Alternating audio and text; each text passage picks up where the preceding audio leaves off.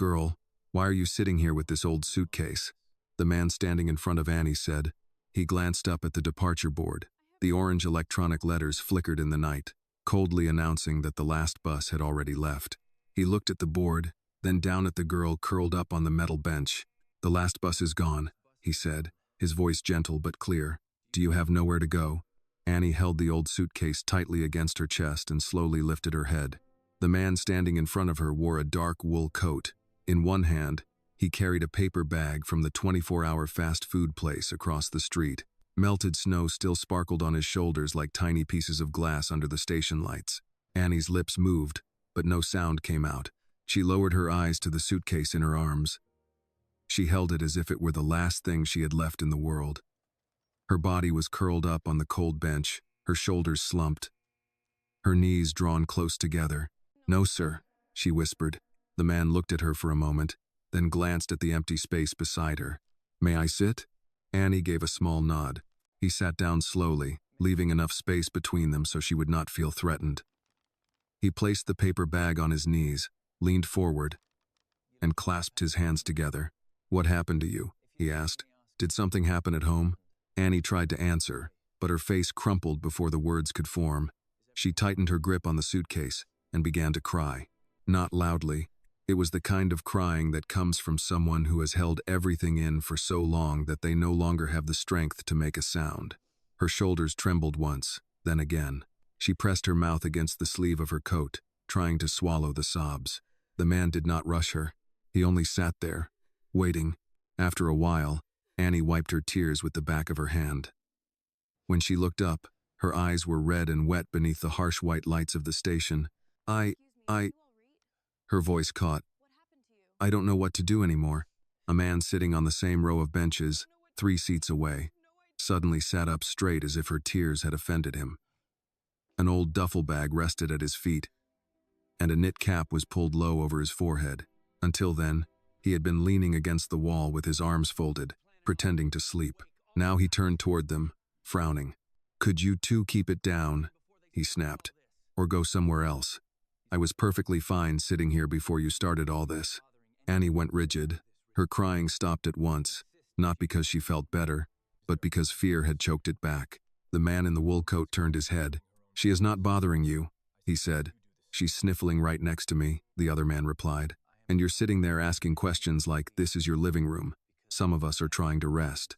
"This is a public waiting bench," the older man said, his voice still calm. "You have no right to tell her to leave."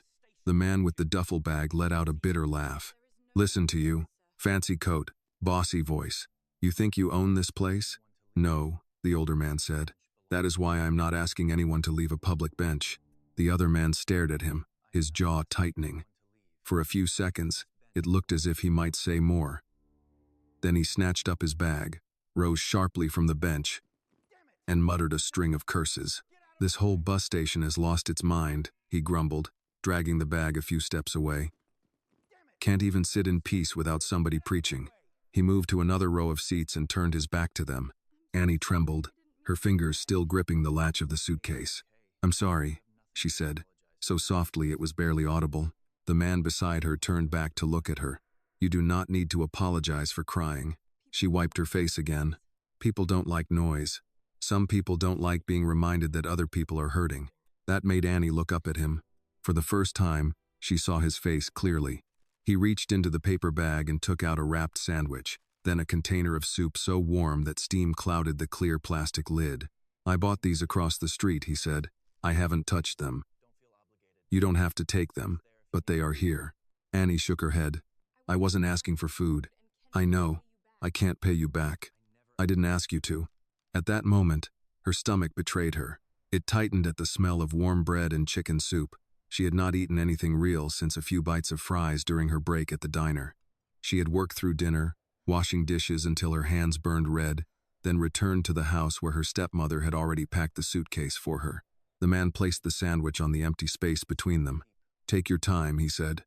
Annie hesitated. Then she reached for it, one hand still holding the suitcase tight. She peeled back the wrapper and took a small bite. She chewed slowly, embarrassed by how good it tasted and by how badly it made her want to cry again. The man waited patiently. "My name is Richard Whitmore," he said after a moment. Annie's eyes lifted at once. She knew that name. Who in Cleveland didn't? Whitmore Holdings was printed on buildings downtown, on hospital sponsorship signs, and on charity banners hanging outside schools and churches. "You're Mr. Whitmore?" she asked. "Yes." She looked down again, suddenly more aware than ever of her worn old coat, her diner uniform still smelling faintly of grease, and the suitcase clutched against her chest like a shield. "What is your name?" he asked. "Annie Johnson." "All right, Annie Johnson," Richard said. "I am not here to frighten you. But I also could not walk past you and pretend I did not see you." Annie looked down. Richard nodded gently toward the suitcase. "Is that yours?" "It was my mother's." "Where is she now?" "She died when I was little." "I'm sorry." He said it simply, without rushing to fill the silence afterward with empty comfort. "My father remarried," Annie said. "Her name is Marilyn. She's my stepmother." Richard listened. At first, she was nice when other people were around. The ladies from church, the neighbors, teachers. But at home, Annie stopped, rubbing her thumb over the frayed seam of the suitcase. "After my little sister was born, she started saying I cost too much. Food, school fees, clothes, bus fare. She said I should be grateful she still let me stay." Richard's brow tightened slightly, but he did not interrupt. "I work after school at Ray's Diner," Annie continued. "I save my tips. I write down every dollar in a notebook. I was trying to save for college." Her voice caught when she said the word college. "Tonight, she said money was missing from the kitchen drawer." "Your stepmother said that?" Annie nodded. "She went through my bag and found my cash." "My cash. Money I earned myself. Then she said I had stolen it from her. She called me a thief in front of my father." "What did he say?" Annie let out a very small laugh, dry and painful. "Nothing that helped me." Richard's eyes stayed fixed on her face. "He was drunk," she said. "He's usually drunk in the evenings. I kept waiting for him to stand up and say something. Just once. I kept thinking, he knows me. He knows I wouldn't steal, but he just sat there and told me not to make things worse." The overhead speaker crackled, announcing a delayed route in a flat, tired voice. Near the vending machines, a security guard yawned and looked down at his phone. "Then Marilyn threw this at me." Annie looked down at the suitcase. She had already packed it. "That's how I knew she had planned it before I even got home." Richard's face hardened. "She told me to leave before she called the police," Annie said. "She said no one would believe me anyway." Before Richard could answer, the man with the duffel bag came back. He stood at the end of the row, one hand gripping the strap of his bag, his lips pressed together as if he had been waiting for the right moment to cut in. "Come on," he said. "You actually believe all that?" Annie froze. Richard turned to look at him. "What do you mean?" The man jerked his chin toward Annie. "She's laying it on thick. Evil stepmother, drunk father, old suitcase, nowhere to go. I've heard stories like this plenty of times. They make it sad enough, then somebody opens their wallet." Annie's face went pale. She quickly lowered her head. Richard stood.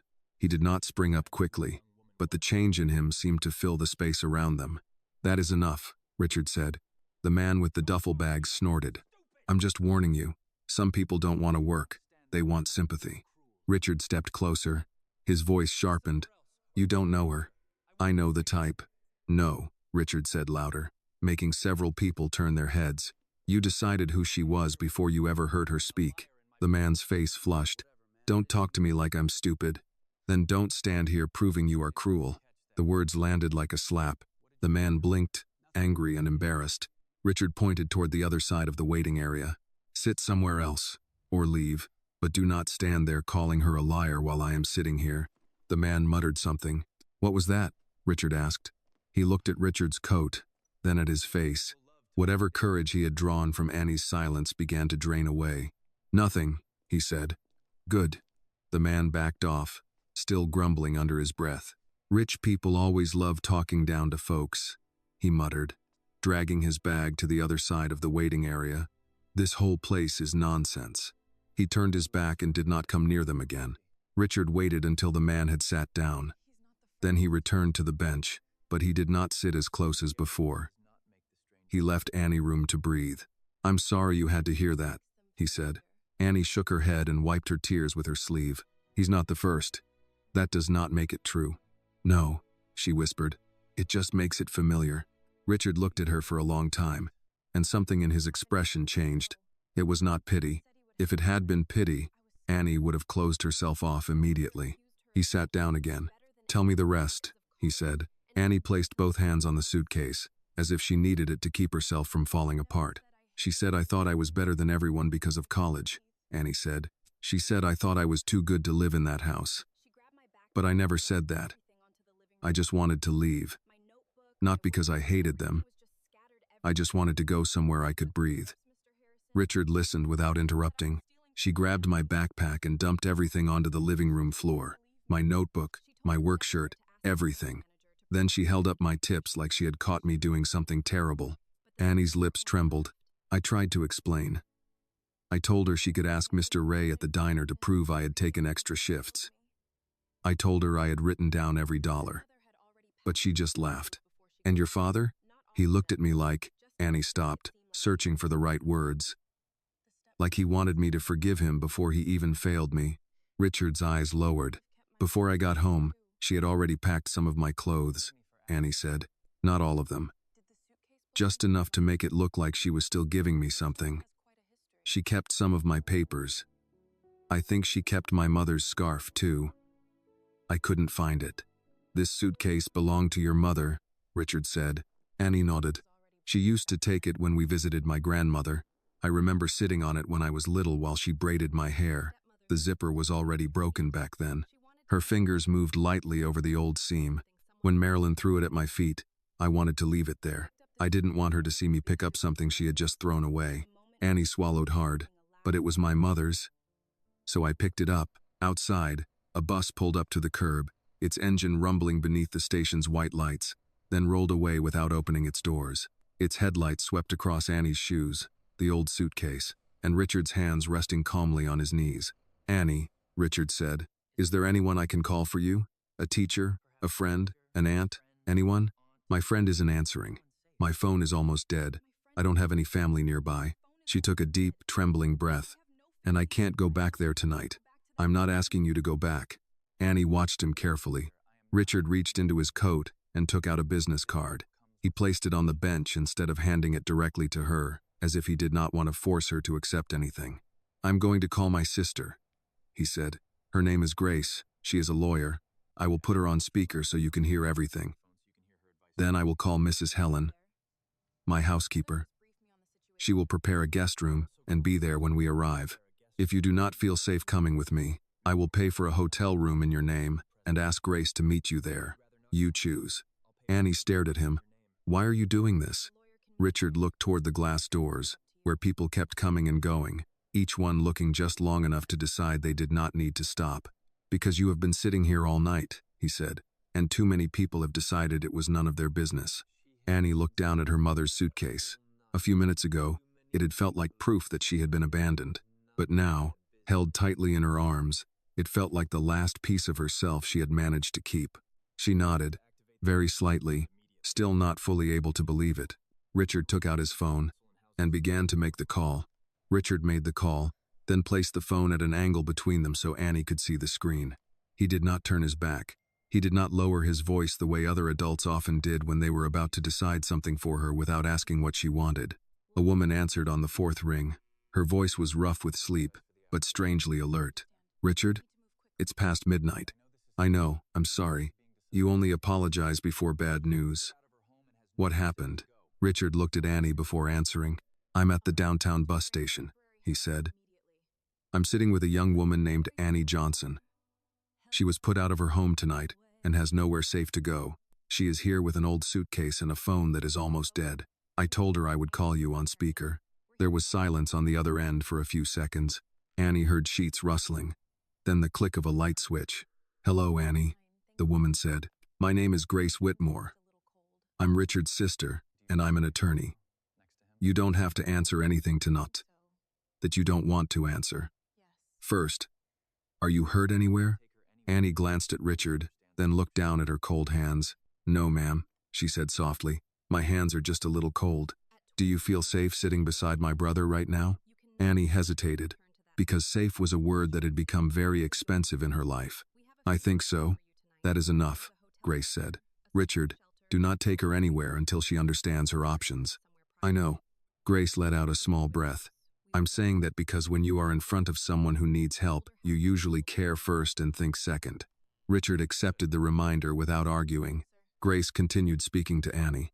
Annie, because you are old enough to make your own decisions, no one can force you to go back to that house tonight. You can go to a hotel, a shelter, a friend's home, or somewhere private if you choose. If you decide to go to Richard's house, I will document that it was your decision. Mrs. Helen will be there when you arrive. She has worked with our family for 22 years, and she does not tolerate foolishness from anyone, including Richard. Annie almost smiled, but the smile came and went too quickly. After that, Richard called Mrs. Helen. She answered even faster than Grace. Mr. Whitmore? Helen, I'm sorry for waking you. If you were truly that sorry, you wouldn't have called. Go on. The corner of Richard's mouth softened. I'm bringing a guest home. Her name is Annie. She needs a warm room, some food if she wants it, and a quiet place. A young woman? Yes. Then I'll put fresh sheets on the blue room bed and warm up some soup. Does the girl have any allergies? Richard looked at Annie. No, ma'am, Annie said, her voice almost a breath, but Mrs. Helen still heard her. All right, baby. Chicken noodle soup unless you hate it. I don't hate it. Good, then we'll start there. When the call ended, Annie remained still. The glow from the phone screen in Richard's hand slowly faded. Richard stood and picked up the paper bag. We can leave whenever you're ready, he said. There is no hurry. Annie looked toward the glass doors. Outside, the sidewalk shone slick with old melting snow. Richard's black car sat beneath the station lights, clean and silent, the kind of car people noticed at a glance because it did not belong in places like this. I don't have the right clothes to go to your house, she said. You don't need special clothes to be warm. My shoes are wet. Floors can be dried. I might cry again. Helen has tissues. This time, Annie's tired smile stayed a little longer. She stood slowly, holding the suitcase tightly. Richard did not reach out to carry it for her. Somehow, he understood that the suitcase was no longer simply luggage. It was the last boundary Annie still had for herself. She pulled it behind her. The broken wheel caught once on the tile floor, then rolled on with a weary scraping sound. As they passed the row of seats where the man with the duffel bag had moved, he kept his face turned toward the window. Annie felt his silence, but this time it could not touch her the same way. Richard walked beside her, not ahead of her, not behind her. At the door, the security guard looked up. You two leaving? He asked. Yes, Richard replied. The guard looked at Annie's suitcase, then at Richard's coat. Something like recognition passed briefly across his face. Everything all right? Richard opened the door for Annie. It's being handled. The cold struck Annie's face at once. She tightened her grip on the suitcase handle and stepped outside. The air smelled strongly of diesel, wet asphalt, and road salt. A bus sat far down the curb with no passengers, its engine rumbling like a sleeping animal. Richard's car unlocked with a soft click. He opened the front passenger door, then stopped. You can sit in the back if you want, he said, or in the front. Your choice. Annie looked at the back seat, then the front seat. Having a choice was what unsettled her. At home, choices were usually traps. Choose wrong, and Marilyn would call her ungrateful. Choose right, and Marilyn would change the rules. The front is fine, Annie said. Richard nodded and stepped aside. She placed the suitcase on the front seat and sat down beside it instead of putting it in the trunk. Richard noticed, but he said nothing. He only closed the door gently. Through the windshield, Annie watched him walk around the car and get in on the other side. For a full minute, Richard did not start the engine. The heater will warm up quickly, he said. If you want it, the seat warmer button is on the side of the door. Annie saw the button, but she did not press it. Richard started the car. Warm air began to flow from the vents. The station slowly fell behind them as the car pulled away from the curb. Annie held the suitcase with one hand and the unopened soup container Richard had given her with the other. The warmth made her frozen fingers begin to ache. They drove past closed shops. A pawn shop with bars across its windows. A church sign that read Community Meal Thursday at 5 p.m. And a gas station where two men stood under white lights drinking coffee from paper cups. Annie watched everything as if she were leaving one familiar city and entering another, even though the streets looked exactly the same. Richard kept his eyes on the road. Grace will come in the morning. he said. She will explain everything again after you wake up. I don't know if I'll be able to sleep. You don't have to sleep right away. The room will still be there. Annie rubbed her thumb over the seam of the suitcase. Marilyn has some of my documents. What kind of documents? My birth certificate, my social security card, maybe my school records too. My college acceptance letter is in my backpack. But I don't know if she kept the rest. We will handle that tomorrow. She won't give them back. Then we will ask in a way she understands. Annie turned and looked at the side of his face. You don't know her? No, Richard said, but I know paperwork, and I know lawyers. For the first time that night, Annie felt a breath leave her chest without trembling. The houses began to change as they drove farther out. Richard turned onto a long road lined with bare trees. At the end of it stood a large brick house with white trim and a porch light glowing on the front steps. It was not flashy the way Annie had imagined a billionaire's house would be. It was old, quiet, and too large for one person living alone. A woman stood waiting in the doorway. She wore a gray cardigan over her nightclothes, her silver hair pinned neatly back. She was short, broad-shouldered, and had the bearing of a woman who had raised children, buried loved ones, argued with plumbers, and still managed to make soup on time. That's Mrs. Helen, Richard said. Annie's hand tightened. Richard turned off the engine. You can still change your mind. Annie looked at the house, then back at the dark road behind them. There was no place waiting for her in that direction. I'll go in, she said. Richard got out first and opened the door for her. Annie climbed out, pulling the suitcase with her before he could help. Mrs. Helen waited on the porch, not smiling too much, and not performing kindness in a way that felt forced. Annie Johnson? She asked. Yes, ma'am. I'm Helen Carter. I hope I'm not related to whoever made you look this tired. Annie blinked. Richard glanced at Mrs. Helen. What? Helen said. The child should know I don't have a criminal record. Despite herself, Annie let out a small breath that almost became a laugh. Mrs. Helen stepped aside. Come in. The soup is warm. Towels are in the bathroom. You can eat first or bathe first. Nobody is rushing you. The entryway smelled faintly of lemon polish, old wood, and chicken broth. Annie crossed the threshold with the suitcase in her hand. Her wet shoes squeaked on the floor, and she immediately looked down. I'm sorry. Mrs. Helen closed the door. For having feet, don't start apologizing for things God gave you. Richard hung his coat on a hook. Annie stood still, not knowing whether she should take off her shoes, where to put the suitcase, or whether touching anything in this house would prove she did not belong there. Mrs. Helen seemed to read all of it without staring. You can put that suitcase anywhere that makes it easier for you to breathe, she said. If this moment touched your heart, please like this video, comment where you are watching from, and subscribe to the channel for more emotional stories about kindness, hope, and the power of being seen when you feel forgotten. Annie carried it into the small sitting room beside the hallway and placed it beside the chair closest to the door. Mrs. Helen brought out soup in a white bowl, not filled too high, with crackers on a plate and a glass of water. Richard still stood in the doorway. I'll be in the kitchen, he said. Helen will show you to the room when you're ready. Annie looked from him to the bowl of soup. Thank you, she said. You're welcome. He left before the moment became too heavy. Annie sat down and placed the bowl of soup on her lap. The first spoonful burned her tongue a little, but she kept eating. Mrs. Helen sat in the chair across from her, holding a cup of tea, and did not ask for her story. That was her kindness. A few minutes later, Annie's shoulders slowly lowered. Not much, just enough for the suitcase beside her to stop trembling. Annie finished half the soup before her body reminded her how tired it was. The spoon slowed in her hand. Across from her, Mrs. Helen pretended not to notice until Annie blinked too long over the bowl. That's enough for tonight, Helen said. Soup keeps. Pride does not need to finish a whole bowl at 1 in the morning. Annie looked up. I'm not trying to be rude. I know. You're trying to be no trouble. Different thing. Annie lowered the spoon. She did not know what to do with that, so she folded the napkin beside the bowl and set it under the spoon as carefully as if she were leaving a restaurant table. Mrs. Helen rose with a quiet effort, took the bowl, and nodded toward the hall. Come on. I'll show you where to wash up. Annie grabbed the suitcase before following. The hallway was wide, with framed black and white photographs along one wall. A younger Richard standing beside a woman with kind eyes, a charity dinner, a ribbon cutting, A small sailboat on Lake Erie. A family Christmas photo from years ago. Annie tried not to stare, but the house held history in a way Marilyn's never had. Marilyn's house held arguments in the walls.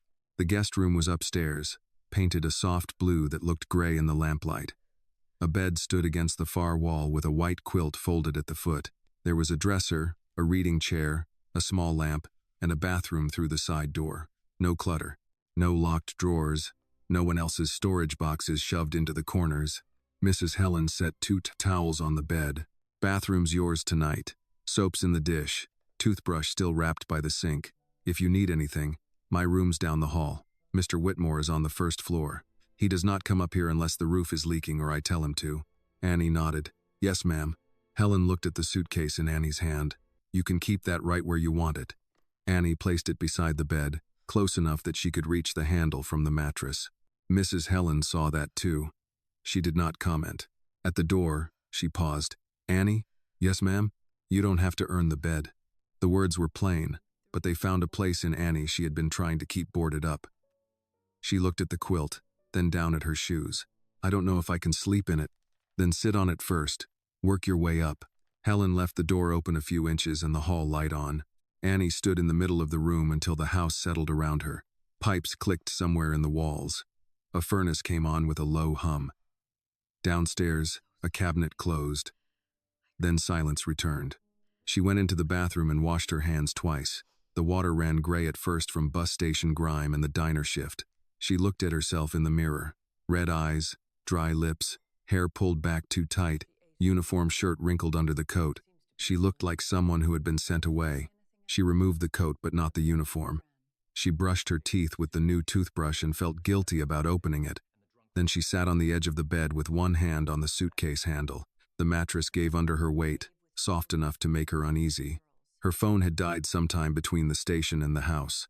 She plugged it into the charger Helen had placed on the nightstand. When the screen came alive, there were no missed calls from her father.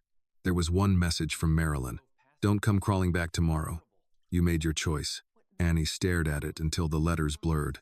Then another message came in. And if you tell people lies about this family, I'll make sure they know what you really are. Annie turned the phone face down. For a while she sat without moving. She thought of Frank in the recliner. One boot on, one boot off. She thought of Lily on the stairs. She thought of her mother's blue scarf missing from the suitcase.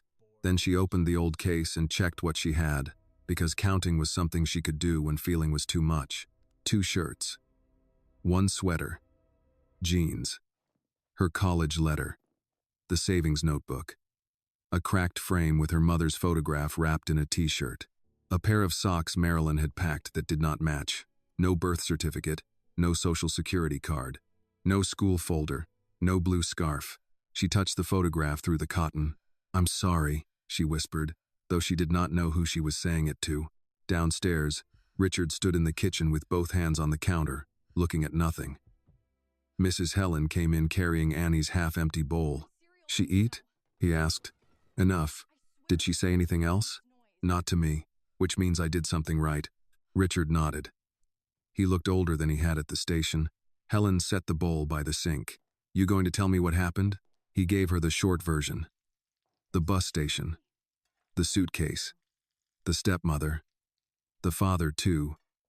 Drunk to stand up. The man with the duffel, who thought cruelty counted as common sense. Helen's mouth tightened. People get brave with children and tired girls. Funny how that works. She's not a child.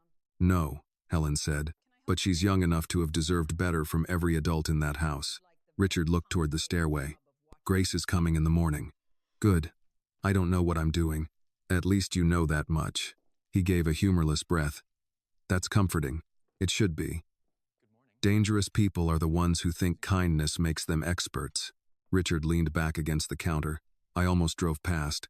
Helen rinsed the bowl. But you didn't. I wanted to. That part's between you and God.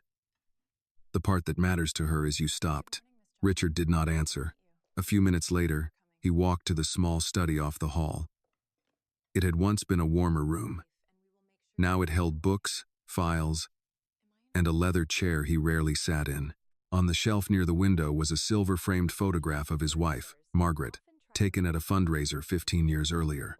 She had been laughing at someone outside the frame, one hand raised as if she were about to tell Richard to stop looking so serious. He picked up the photograph. "You would have known what to say," he said quietly. The room gave nothing back. Richard had built his life around useful distance. Donations, grants, boards, foundations. Need came to him as numbers, proposals, quarterly reports. Numbers could be reviewed, proposals could be approved, checks could be signed and mailed, but a young woman at a bus station with red eyes and an old suitcase did not fit into any column. His phone buzzed. "Grace, did you get her settled?" He typed back. "Helen has her upstairs. You should see Marilyn Carter's name if you can before morning." Grace replied almost at once. "Already started. Get some sleep. And Richard, do not promise that girl anything you cannot keep." He read the message twice. Upstairs, Annie finally took off her shoes. She lined them beside the bed with the toes pointing toward the door. She lay down on top of the quilt instead of under it, still in her uniform, and pulled a folded blanket over her legs. Her suitcase sat against the mattress, handle facing her. She kept one hand on it until sleep dragged her under. She woke before dawn, heart racing, unsure where she was. For one wild second, she thought Marilyn had locked her in a strange room. Then she saw the blue walls, the lamp, the towels, the suitcase, and remembered. The house was quiet, too quiet. At Marilyn's house, mornings began with cabinet doors, a television too loud, Lily asking for cereal, Marilyn complaining about crumbs, Frank coughing in the bathroom. Here, the silence felt expensive and breakable. Annie got up, made the bed with sharp corners, folded the blanket twice, wiped the sink though it was already clean, and carried her empty water glass downstairs. She followed the smell of coffee and toast to the kitchen. Mrs. Helen stood at the stove in slippers, turning bacon with tongs. "You're up early," Helen said. "I usually open at the diner on Saturdays. You working today?" Annie froze. "I don't know. I left my work shoes at home. I mean, not home. At the house." She corrected herself quickly.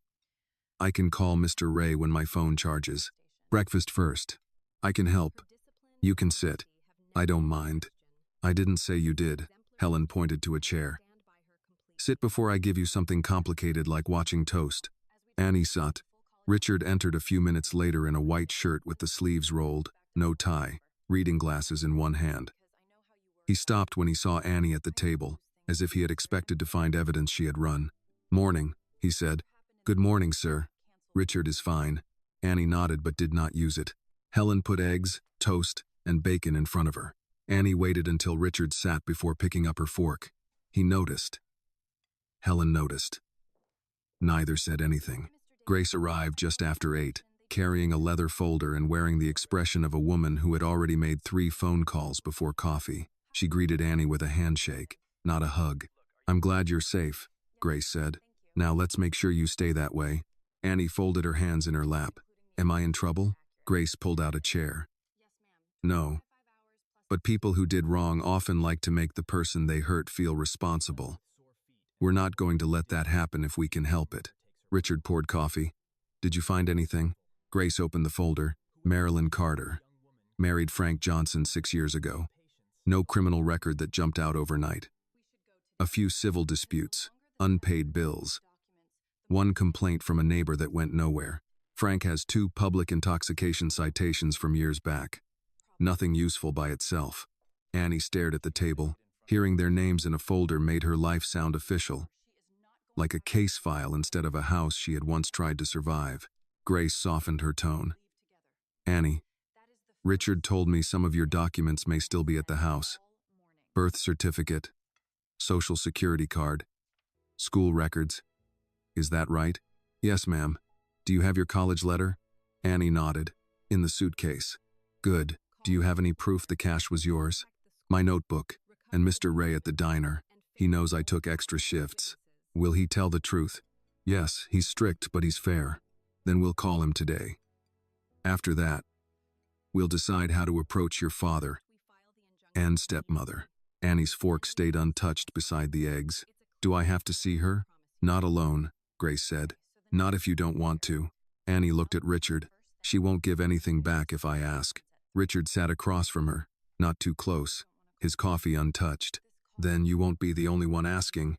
Annie's eyes dropped before the gratitude in them could become tears. She picked up her fork because it was easier than speaking. For the first time since the door closed behind her, the next day did not feel like a wall. It felt like a road she did not have to walk by herself. Grace did not let the morning turn into a debate. She took out a yes? First, she said, we confirm what belongs to you. Second, we call your employer. Third, we contact your school. After that, we decide whether we go to the house today or tomorrow.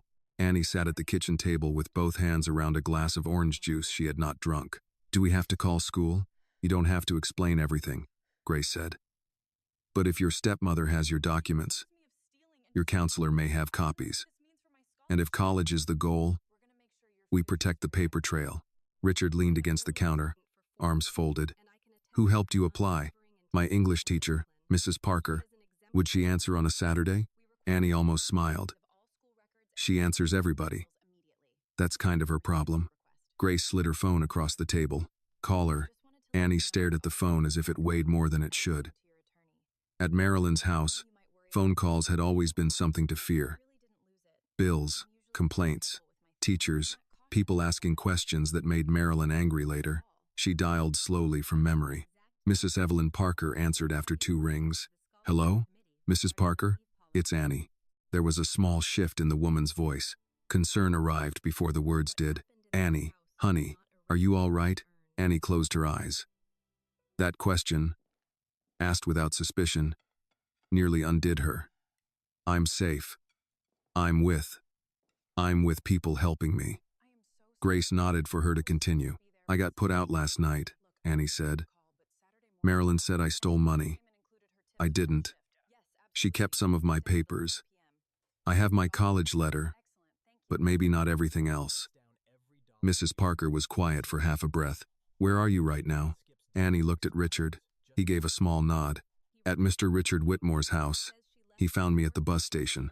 Mrs. Parker exhaled. Not relief exactly, but something close. All right, I know his foundation. Is there an adult woman there with you? Yes. His sister is an attorney. Mrs. Helen is here too. Good. Put me on speaker. Annie did.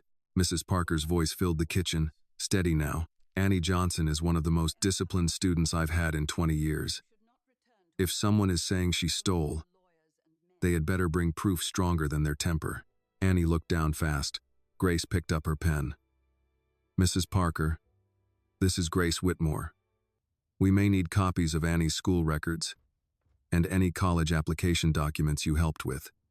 I can get what the school is legally allowed to provide. I also have copies of recommendation letters and a scan of her acceptance packet. I made backups because Annie worries about losing things. I don't lose things, Annie said softly. Mrs. Parker's tone warmed. No, you don't. That's why I knew there was a reason when you asked me to keep copies. Grace asked a few more questions. Mrs. Parker confirmed Annie's attendance, grades, scholarship deadlines, and the name of the admissions counselor at Lake Erie State. Before hanging up, her voice shifted back to Annie. Listen to me. Whatever happened in that house, it does not cancel what you earned. Do you understand? Annie tried to answer, but only nodded. Annie, Mrs. Parker said, Yes, ma'am, I understand. After the call, Grace wrote for a minute. Richard looked out the kitchen window toward the bare trees behind the house. Mrs. Helen set another piece of toast near Annie's plate without making a point of it. The next call was to Ray's diner. Mr. Ray answered over the noise of plates and the breakfast crowd. Ray's. Mr. Ray, it's Annie. Annie, you were supposed to open at 7. You sick? No, sir. I'm sorry. Something happened last night. You safe? The question was blunt, but not unkind. Yes, sir. Grace leaned closer. Mr. Ray, this is Grace Whitmore. Annie has been accused by a family member of stealing money that she says came from tips and extra shifts. Can you confirm whether she worked last night and whether she was paid cash? Ray did not hesitate. She worked 4 to 11. Picked up Carla's last 2 hours because Carla's kid had a fever. I gave Annie 20 in cash for the extra time, and she made tips. Girl writes every dollar in that little notebook like the IRS is hiding under table 6. Annie's face warmed. Did she leave with anything from the diner that wasn't hers? Grace asked. She left with sore feet and probably no dinner because she never takes her break right. That's what she left with. Richard's mouth tightened. Ray continued, You tell whoever's accusing Annie they can call me. I don't have much patience, but I got a long memory. When the call ended, Grace tapped her pen once against the pad. Good. That gives us 2 reliable adults and a timeline. Annie finally drank some orange juice. It tasted too sweet. Grace closed the folder. We should go today. The longer Marilyn has the documents, the more time she has to misplace them. Annie's stomach clenched. She'll make a scene. Probably, Grace said. Richard straightened. Then she makes it in front of witnesses. Mrs. Helen, who had been wiping the counter, turned. I'm coming. Richard looked at her. Helen, don't Helen me. A young woman walking back into a house that threw her out should not have to do it with only lawyers and men. Grace pointed her pen toward Helen. That's the first sensible thing anyone has said all morning. By noon, they were in Richard's car. Grace drove her own and followed behind. Mrs. Helen sat in the back with Annie, leaving the suitcase between them. Richard had asked if Annie wanted to leave it at the house. She said no. He did not ask twice.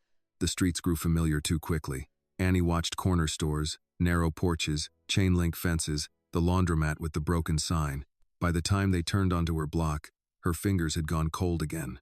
Marilyn's house looked smaller in daylight. Beige siding, 2 plastic chairs on the porch, a wreath on the door that said, Bless this home. Annie had always hated that wreath. Richard parked at the curb. Grace stepped out with her folder. Helen touched Annie's sleeve. You breathe when you walk, Helen said. People forget. Annie nodded. Marilyn opened the door before they knocked, as if she had been watching from the window. Her face changed when she saw Richard. The anger she had prepared rearranged itself into confusion, then concern. Annie, she said, soft as church music. Where on earth have you been? We were worried sick. Annie felt Helen stiffen beside her. Grace stepped forward. Marilyn Carter? Yes. I'm Grace Whitmore. I represent Annie for the purpose of recovering her personal documents and belongings. Marilyn's eyes flicked to Richard. Represent? What has she been telling you?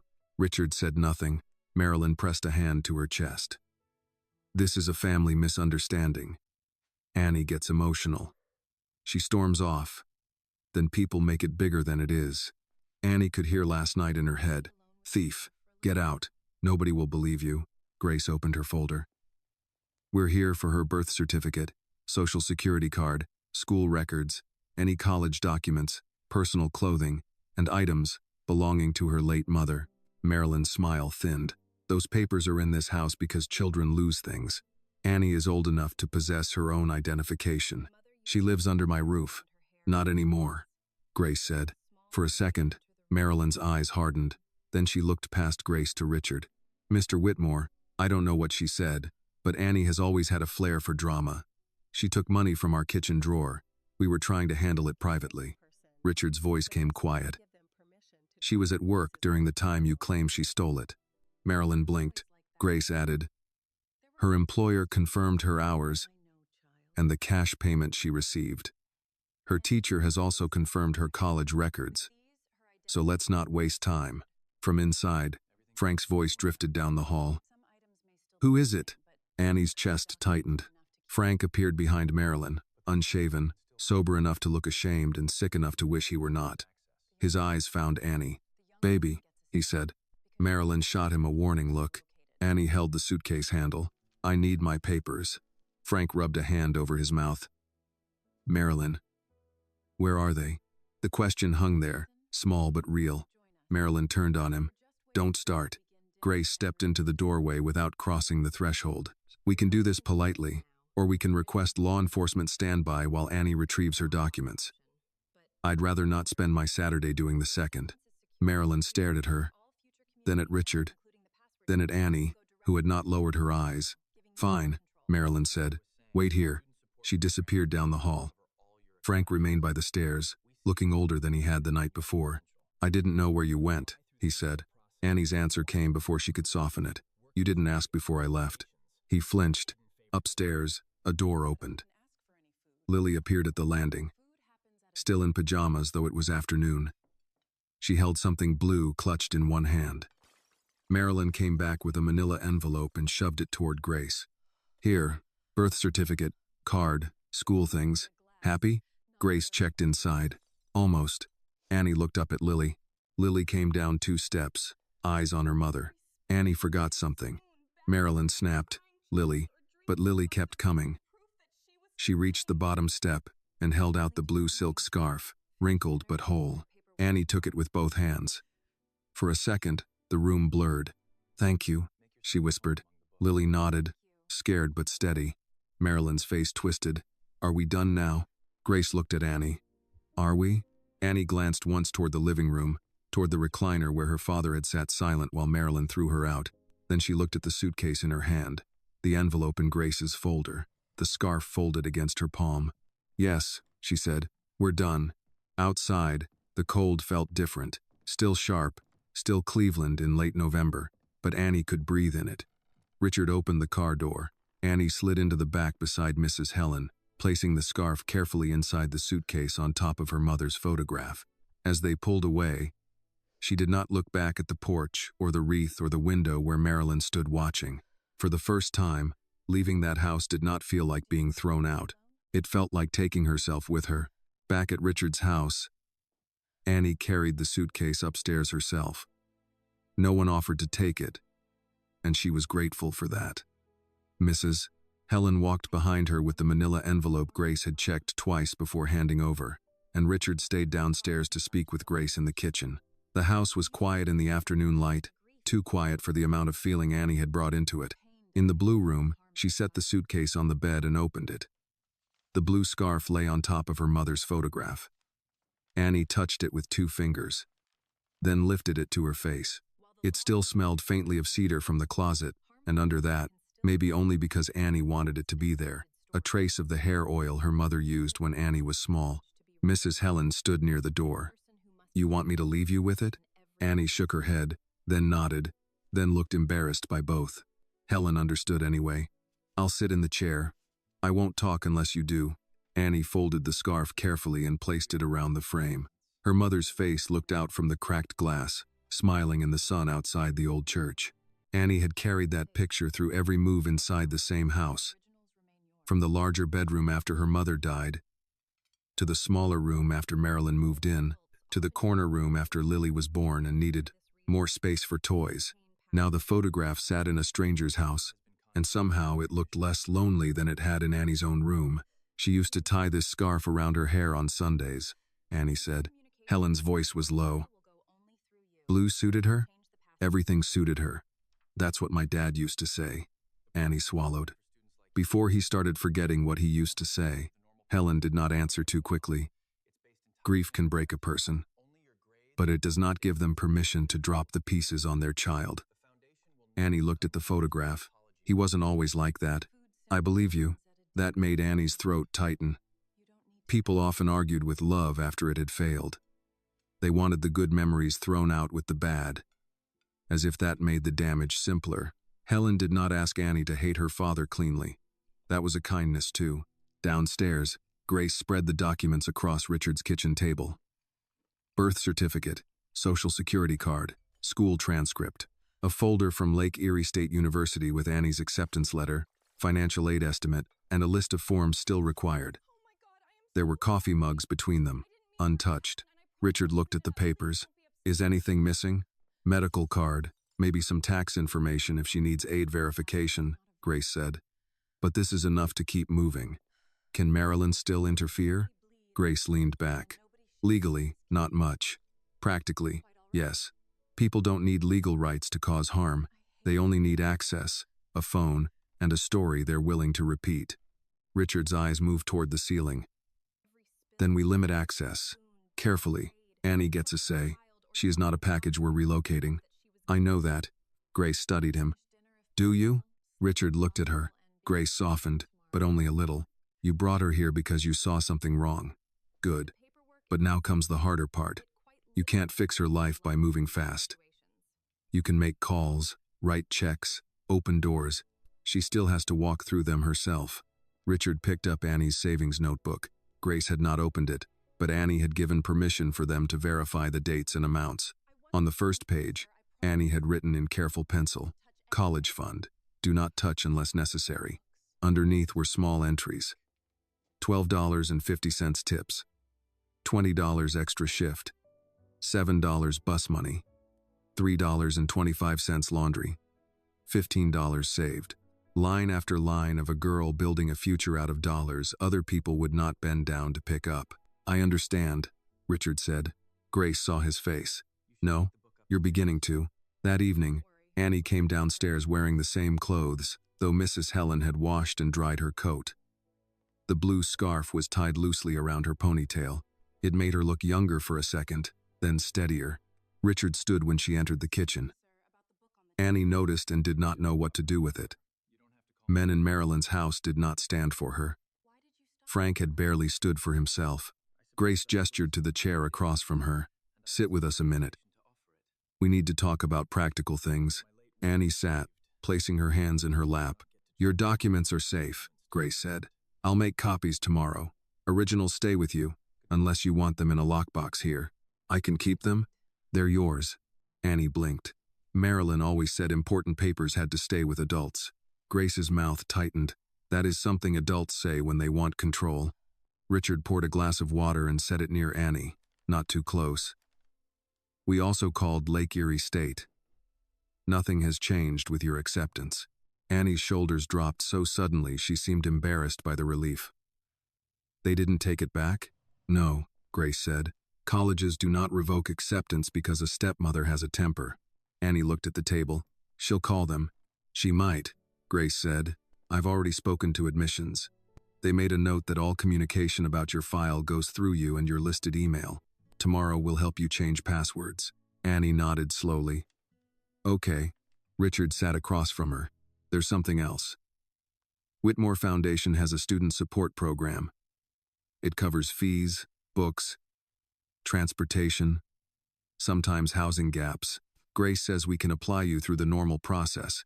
Daniel Brooks oversees it, not me." Annie's face changed.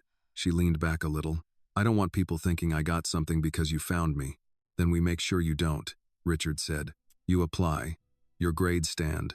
Your teacher's recommendation stands. Your work history stands. If the committee approves you, it will be because you qualify. But you own the foundation. I fund it. I do not get to turn it into my personal apology machine." Grace gave him a quick look.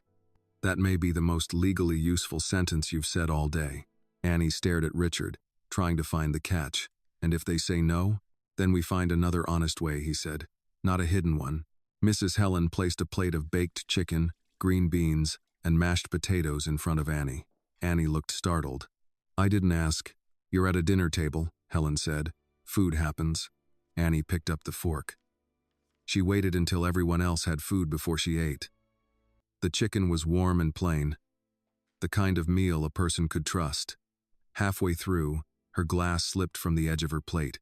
It hit the floor and broke, water spreading under the chair.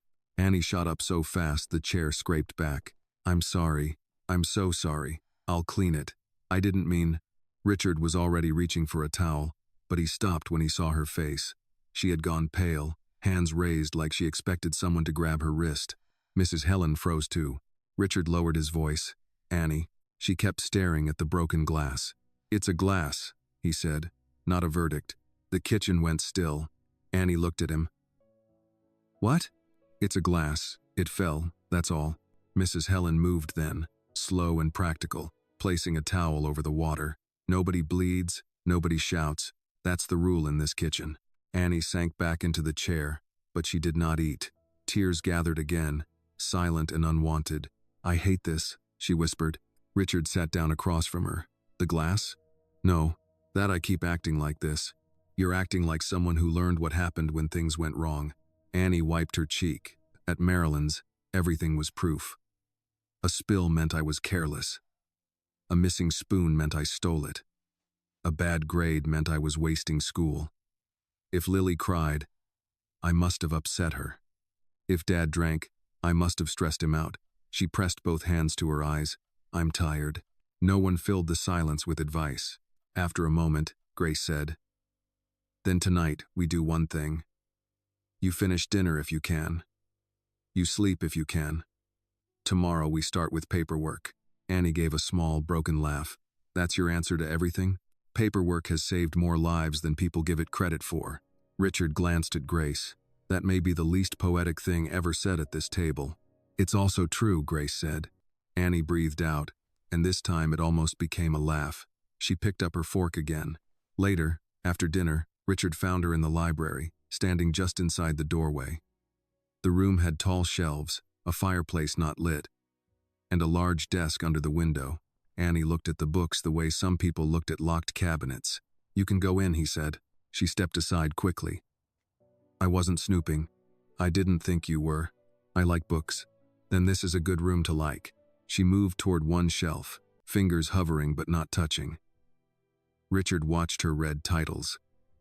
History, law, biographies, business, novels Margaret had loved. Annie stopped at a worn copy of Their Eyes Were Watching God. "My mom had this," she said. Richard looked at the book. "Take it upstairs if you want. I don't want to mess it up. Books are built for hands." She took it carefully, holding it against her chest above the old suitcase handle mark still pressed into her coat. At the stairs, she paused. "Mr. Whitmore?" "Richard is fine." She nodded, still not using it. "Why did you stop last night?" He could have said many things. That it was cold. That she looked alone. That he had money enough to help. None of those were false. But none were the whole truth. "Because my wife used to say a decent person doesn't get to choose only the comfortable moments to be decent." Annie held the book tighter. "She sounds nice." She was. "Is she gone?" "Yes." Annie understood the shape of that one word. She did not ask more. "Good night, Mr. Whitmore." "Good night, Annie." Upstairs, Annie placed the book beside her mother's photograph. She put the documents in the top drawer, then opened the drawer twice to make sure they were still there. Before lying down, she moved the suitcase from the floor to the chair near the bed. Not out of reach, but not touching the mattress. It was a small distance. For that night, it was enough. By Monday morning, Annie had learned the quiet sounds of Richard's house. The furnace clicked before dawn. Mrs. Helen's slippers moved across the kitchen at 6. The coffee maker sighed at 6 to 10. Richard came down around 6:30, not heavy-footed, but steady, like a man who had been waking to responsibility for most of his life. Annie woke earlier than all of them. She sat at the edge of the blue room bed with her school folder open on her lap, checking the same documents again: birth certificate, social security card, acceptance letter, transcript copies Grace had made, Mr. Ray's written note confirming her shifts, and Mrs. Parker's printed recommendation. Everything was there. Still, she checked. The suitcase sat in the chair by the window. She had not moved it farther than that. At breakfast, Richard placed a folded sheet of paper beside her plate. "Daniel Brooks can meet with us at 10. Annie looked at the paper but did not touch it. "That's the internship person? Director of Operations for Whitmore Foundation. He handles staffing, applications, student placements. He's fair. Not soft." Mrs. Helen set oatmeal in front of Annie and said, "Fair matters more than soft." Annie stirred the oatmeal once. "What if he thinks I'm only there because of you?" "He probably will at first," Richard said. That answer made her look up. "I'd rather not lie to you," he continued. "People make assumptions. Some whisper them. Some dress them up as concern. Daniel may wonder whether I'm pushing him." "Are you?" "No. I asked him to review you for a student support placement. He can say no." Annie's spoon stopped. Richard noticed. "That wasn't meant to scare you. It was meant to make the yes mean something if it comes." Grace arrived just before 9, carrying a navy folder and wearing low heels that clicked with purpose on the kitchen floor. She handed Annie a simple resume printed on thick paper. Annie stared at it. Her name looked strange at the top. Annie Johnson. Student. Ray's Diner. Lake Erie State University. Admitted. "It looks too short," Annie said. "It's supposed to at your age," Grace replied. "You're not applying to run the Federal Reserve." Mrs. Helen poured coffee. "Give her time." Grace took the mug. "I am giving her time. I'm also keeping her from apologizing to a piece of paper." Annie almost smiled. The house had begun doing that to her at odd moments, pulling expressions out before she could stop them. Richard drove them downtown. Grace followed in her own car because, as she put it, never arrive at a legal or professional conversation without your own exit. Annie sat in the front this time after Richard offered both choices and then said nothing while she decided. Whitmore Holdings rose above East 9th Street in glass and pale stone. Annie had passed the building before on the bus. From outside, it looked like a place where people spoke in numbers too large to belong to real life. Inside, the lobby smelled faintly of coffee, winter coats, and polished floors. A security officer greeted Richard by name, then looked at Annie with professional politeness that did not quite hide curiosity. Richard did not explain her. He simply said, "Miss Johnson is with me." The elevator climbed too smoothly. Annie watched the numbers change and tried not to grip her folder too hard. Her reflection in the brushed metal doors showed a borrowed blazer from Mrs. Helen's church closet, black slacks, hair pulled back with her mother's blue scarf folded into a narrow band. She looked almost like someone who belonged, but almost felt dangerous, almost could be taken away. Daniel Brooks met them in a conference room on the 12th floor. He was in his mid-40s, black, neatly dressed, with tired eyes that suggested he had spent years listening to people explain why exceptions should be made for their favorite causes. He shook Richard's hand, then Grace's, then Annie's. "Miss Johnson, Annie is fine," she said. "Then Daniel is fine." He gestured to the table. "Have a seat." Richard remained standing for half a second. Daniel noticed. "Richard, if you're planning to hover, I'll ask you to wait outside."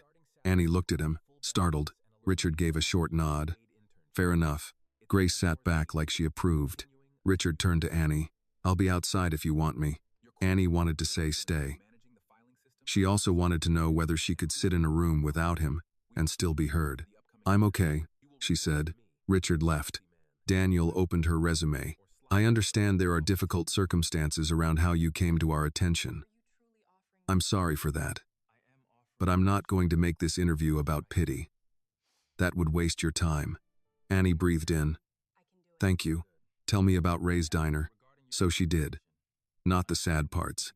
The work parts.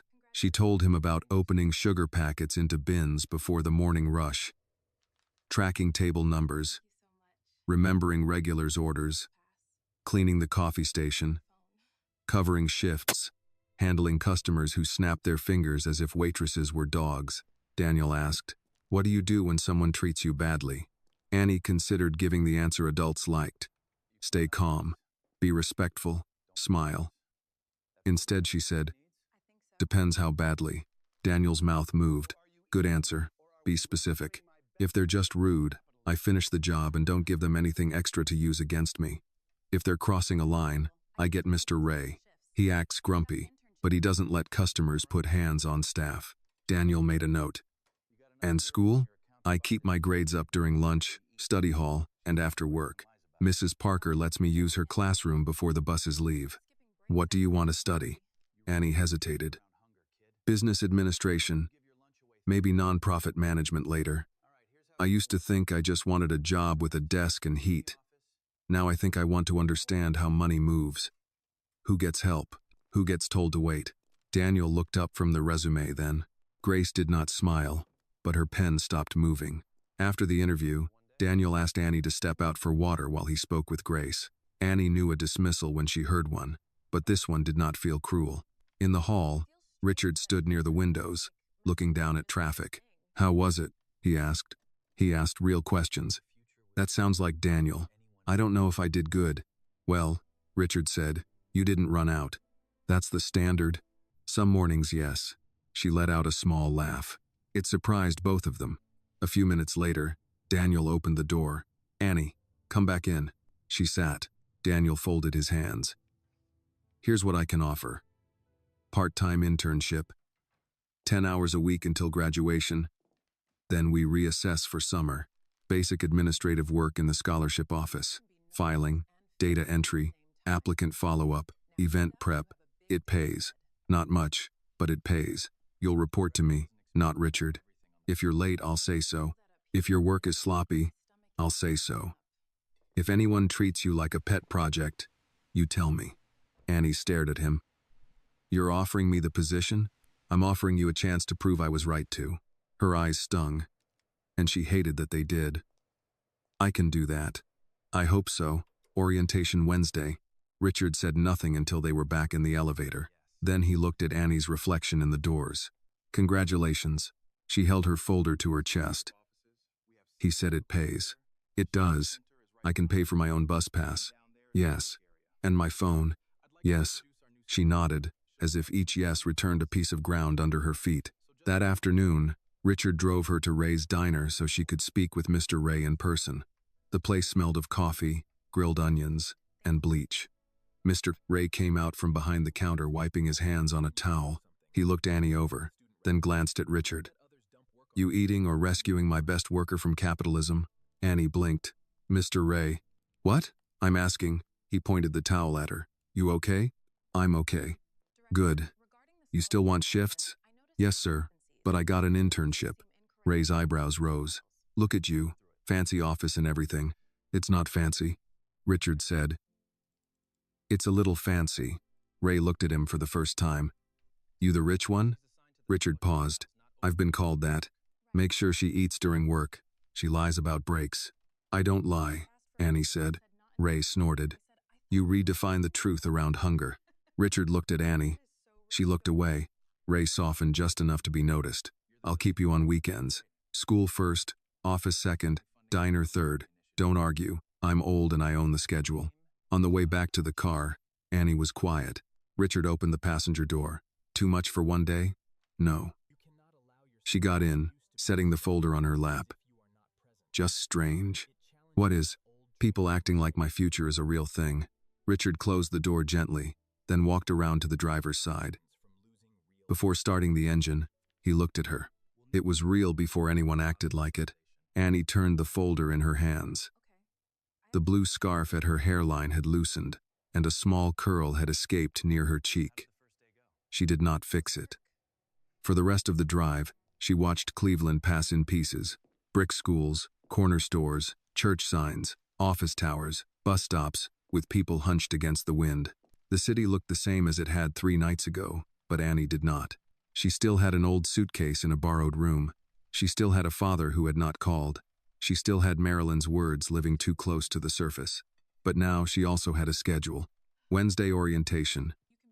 Weekend shifts. College forms. A folder with her name on it.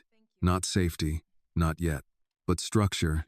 And for Annie Johnson, structure felt like the first honest shape Hope had taken in years. Wednesday arrived with freezing rain tapping against Richard's kitchen windows. Annie came downstairs in the borrowed blazer, her mother's blue scarf tied neatly around her hair, and the folder tucked under one arm. She had been awake since 5, though orientation was not until 9. Mrs. Helen took one look at her and slid a plate of scrambled eggs onto the table. Sit. I'm not hungry. You can be nervous and fed at the same time. Annie sat. Richard lowered the business section of the newspaper. Daniel won't expect you to know everything on the first day. I know. You look like you don't know. I know it in my head, Annie said. My stomach is still catching up. Mrs. Helen poured coffee for Richard and orange juice for Annie. Stomachs are slow learners. At 8:15, Richard drove her downtown. He did not park in the executive garage. He stopped at the public entrance and let her out where other employees came in, balancing umbrellas, tote bags, and paper cups of coffee.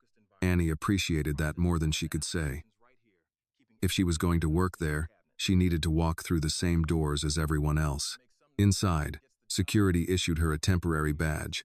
The guard smiled politely but looked twice at Richard standing behind her. Annie noticed. Richard noticed her noticing. You lead, he said. She stepped through the turnstile first. Daniel met her on the 12th floor with a stack of forms and a paper cup of black coffee. Morning, Annie.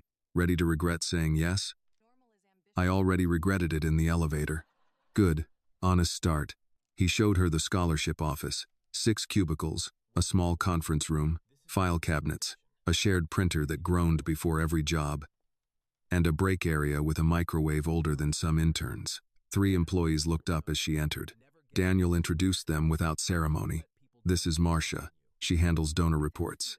This is Ken, compliance. This is Priya, program outreach. Annie will be helping with student files and application follow-up. She reports to me. Ben normal. Marcia, a woman in her 60s with red glasses, gave Annie a quick smile. Normal as M. Ken nodded over a spreadsheet. Priya waved with a phone tucked between her shoulder and ear. Daniel walked Annie to a small desk near the window. It had a computer, a notepad, a pen cup, and a plastic tray labeled pending. Nothing fancy, nothing personal. To Annie, it looked like a door. First rule, Daniel said, if you don't know, ask. Second rule, don't guess with student records. Third rule, don't let anybody hand you their work because you're new and polite. Annie nodded. I'm serious. Polite girls get buried under other people's laziness. I'll ask. You'll say that now. Then you'll try to figure it out alone because you don't want to bother anyone. Annie looked at him. Daniel sipped his coffee. I interview well. Her first task was simple. Compare digital scholarship applications against a checklist and flag missing documents. By 10:30, Annie had found 4 incomplete files, 2 duplicate entries, and 1 application from a student who had written the wrong school code. She hesitated before telling Daniel, worried he would think she was trying to show off. He glanced at the screen. Good catch. That student would have been marked incomplete. Not anymore. She returned to the desk with warmth spreading through her chest. Good catch. 2 words.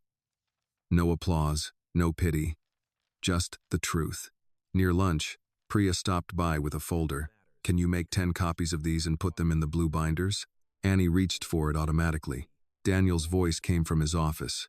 Priya froze, then winced. Sorry. Habit. Daniel appeared in the doorway. Use the copier yourself unless it's part of her assigned work. Priya looked at Annie. He's right. That was lazy. My bad. Annie did not know people could correct themselves that quickly, without turning it into a fight. It's okay, she said. No, Priya replied. It's common, not okay. At noon, Marcia invited Annie to the break room. Annie almost said she had work to finish, but Daniel looked over the cubicle wall. Lunch is not a reward. Go eat. In the break room, Marcia opened a container of tuna salad and crackers. Annie unwrapped the sandwich Mrs. Helen had packed: turkey, lettuce, mustard, apple slices in a bag, and a cookie wrapped in wax paper. Marcia noticed the cookie. Helen Carter packed that, didn't she? Annie looked up. You know Mrs. Helen. Everybody who's worked around Richard long enough knows Mrs. Helen. She once told a board member his tie made him look like a nervous substitute teacher. Annie smiled. Ken came in for coffee and nodded toward her badge. You still in school? Yes, sir. Don't call me sir. Makes me feel like I should know where my knees went. Marcia laughed. Annie let herself laugh too, lightly, as if testing whether the room would punish it. It did not. The afternoon brought a different kind of test. A man from another department leaned on the edge of her desk and looked at her badge. You're the girl from the article, right? Richard's new project? Annie's fingers paused on the keyboard. Before she could answer, Daniel stepped out of his office. Name's Annie, not project. The man raised both hands. I didn't mean anything. Then you'll have no trouble saying it better next time. The man gave an awkward nod and left. Annie stared at the file on her screen. Her face felt hot. Daniel stopped beside her desk. You okay? Yes. That wasn't yes. I don't like people talking about me like I'm not there. Good. Don't get used to it. I already am. Daniel's expression changed. Just a little. Then get unused to it while you're here. By 4, Annie's eyes burned from the screen, but she had finished the first tray of files. Daniel reviewed her notes. You're careful, he said. Is that good? In this office, careful keeps a student from losing rent money because someone typed fast. He handed her a timesheet. Fill this out. Payroll needs direct deposit. If you don't have a bank account, Grace can help you open one. I've never had one by myself. Then it's time. Richard was waiting in the lobby at 4:30, standing near the windows with his coat over one arm. He looked up when she came through security. How was it? Annie thought about the wrong school code, Priya apologizing, Marcia's tuna crackers, the man who called her a project, Daniel correcting him without looking at her like she should be grateful. It was work, she said. Richard smiled slightly. That sounds promising. On the drive home, she told him about the files and the timesheet. She did not tell him right away about the man from another department. Richard waited. He had begun to understand that Annie often reached the hardest part after circling the easier ones. Finally, she said, Somebody called me your project. Richard's hands tightened on the wheel. Who? Daniel handled it. I asked who. Mr. Whitmore. He glanced at her. If you go after every person who says something, I'll never know if I can stand in a room on my own. Richard let that sit. You're right. She looked surprised. I don't like it, he added. But you're right. At the house, Mrs. Helen was making meatloaf, mashed potatoes, and green beans. Annie went upstairs to change, then stopped in the blue room doorway. The suitcase still sat on the chair. For the first time, she did not touch it before setting down her folder. She noticed that after she did it, at dinner, Richard asked what she had learned. Annie cut a small piece of meatloaf. That paperwork can hurt people if you treat it like paper. Grace, who had come by with banking forms, lifted her glass. Finally, someone in this family understands my religion. Mrs. Helen snorted. Your religion charges by the hour. Annie laughed before she could stop herself. A real laugh, brief but clear. Everyone heard it. No one made too much of it. Later, she sat in the library with the copy of Their Eyes Were Watching God open on her lap, though she had read the same paragraph 3 times. Richard passed the doorway and paused. You need anything? Annie looked up. No, thank you. He started to leave. Richard? It was the first time she had used his name without being corrected into it. He turned back carefully, as if sudden movement might scare the word away. Yes? Do you think people ever stop seeing what they decided you were? Richard thought before answering. Some do, some don't. The trick is not handing your whole life to the ones who don't. Annie looked down at the book. That sounds hard. It is. Then why call it a trick? Because older people like to make hard things sound clever after they survive them. She smiled at that. When she went upstairs, she placed her work badge in the top drawer beside her documents. The suitcase remained on the chair by the window. Not forgotten. Not gone. Just no longer the first thing her hand reached for. Outside, freezing rain softened into snow. Inside, Annie turned off the lamp and lay under the quilt instead of on top of it. Her shoes were beside the bed, toes no longer pointing toward the door. By the second week at Whitmore Foundation, Annie had learned which elevator arrived fastest, which printer jammed when fed too many envelopes, and which employees said good morning because they meant it. She had also learned that office work had its own kind of weather. Some days moved cleanly from one task to the next. Other days changed without warning because a donor called, a deadline shifted, or a student's missing form meant rent money might not arrive on time.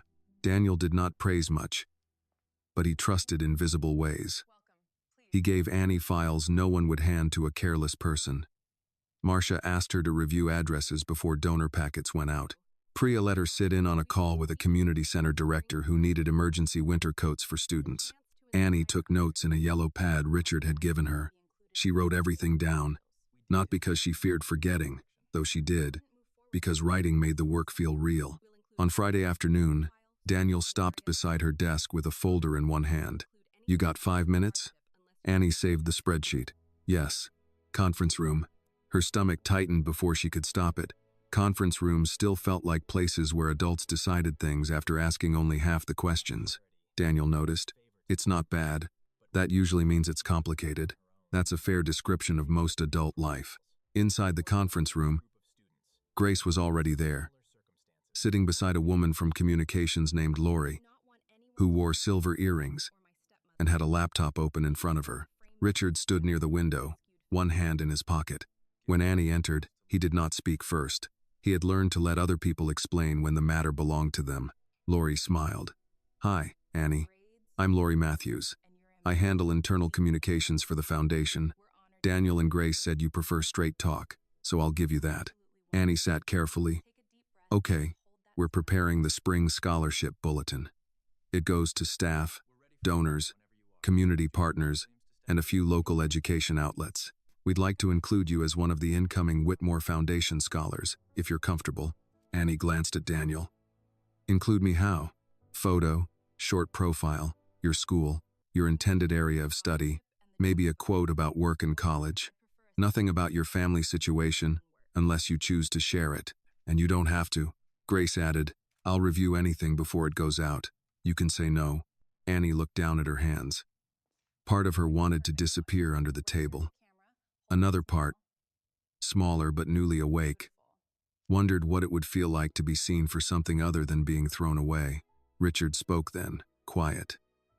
This is not a payment for help. It's not a favor to me. The bulletin features students every cycle. You qualify on your own. Lori turned the laptop toward Annie. On the screen were past profiles. A young man headed to nursing school. A mother returning to community college. Twins accepted into engineering programs. Their stories were brief, respectful, ordinary, in a way that calmed her. Annie read them twice. I don't want anyone saying I was homeless, she said. Then we don't say it, Lori replied. I don't want my stepmother's name anywhere. It won't be. I don't want people looking at me like I'm some sad thing Mr. Whitmore picked up. Daniel leaned back. Then give them something else to look at. Annie looked at him. Your work, he said. Your grades. Your plans. Your name. That stayed with her. The photo was taken the following Tuesday in the foundation office, not Richard's private floor. Annie wore the navy blazer Mrs. Helen had altered at the sleeves and a white blouse Grace insisted looked professional but not stiff. Her mother's blue scarf was folded around her ponytail. Lori asked if Annie wanted Richard in the photo. Annie hesitated. You don't have to, Richard said. I know. She thought about the bus station. The old bench. The man with the duffel. Richard standing up and telling him to leave. She thought about the house, the documents, the glass on the kitchen floor, the first day at the office. You can be in one, she said. But I want one by myself too. Richard nodded. That sounds right. The solo photo showed Annie beside the scholarship office window, holding a folder, her shoulders straight. In the second photo, Richard stood beside her but not too close. He was not touching her shoulder, not presenting her like proof of his goodness. They simply stood in the same frame, two people connected by a decision neither of them fully understood yet. Lori sent the draft 2 days later. Whitmore Foundation scholar begins internship before college. Annie Johnson, a Cleveland high school senior admitted to Lake Erie State University, has joined the Whitmore Foundation Scholarship Office as a student intern while preparing to study business administration. Johnson balances school, work experience, and community-focused career goals. I want to understand how resources reach people, she said, and why some people are always told to wait. Annie read the quote 3 times. She had said it in the interview, not thinking it would be used. Seeing it there made her chest feel tight. Is it too much? She asked Grace. Grace adjusted her glasses. It is honest without being reckless. Mrs. Helen read it at the kitchen counter and tapped the paper with one finger. That last line has teeth. Is that bad? No, some sentences ought to bite. Richard read it after dinner. He looked at the photo longer than the text. You look like yourself, he said. Annie did not know why that felt like praise, but it did. The bulletin went out on a Monday morning. At first, nothing happened. Marcia brought a printed copy and pinned it to the office board near the coffee machine. Priya gave Annie a thumbs up from across the room. Ken said, good quote, then returned to arguing with a spreadsheet. Around lunch, Mrs. Parker called. I saw the bulletin, she said. I printed it for my classroom. You didn't have to do that. I know. I wanted to. Annie lowered her voice. Did it sound like bragging?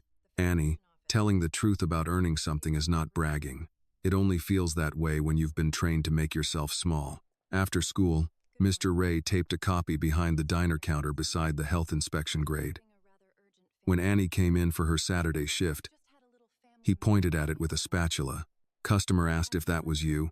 I said, no, that's our regional vice president of wiping tables. Annie laughed. Mr. Ray, what? You want me to get sentimental? I got eggs burning. For a few days, the attention stayed small and manageable. A teacher congratulated her in the hallway. A woman from church left a message with Mrs. Parker. Daniel gave her more applicant follow-up work. Richard did not make a speech. Mrs.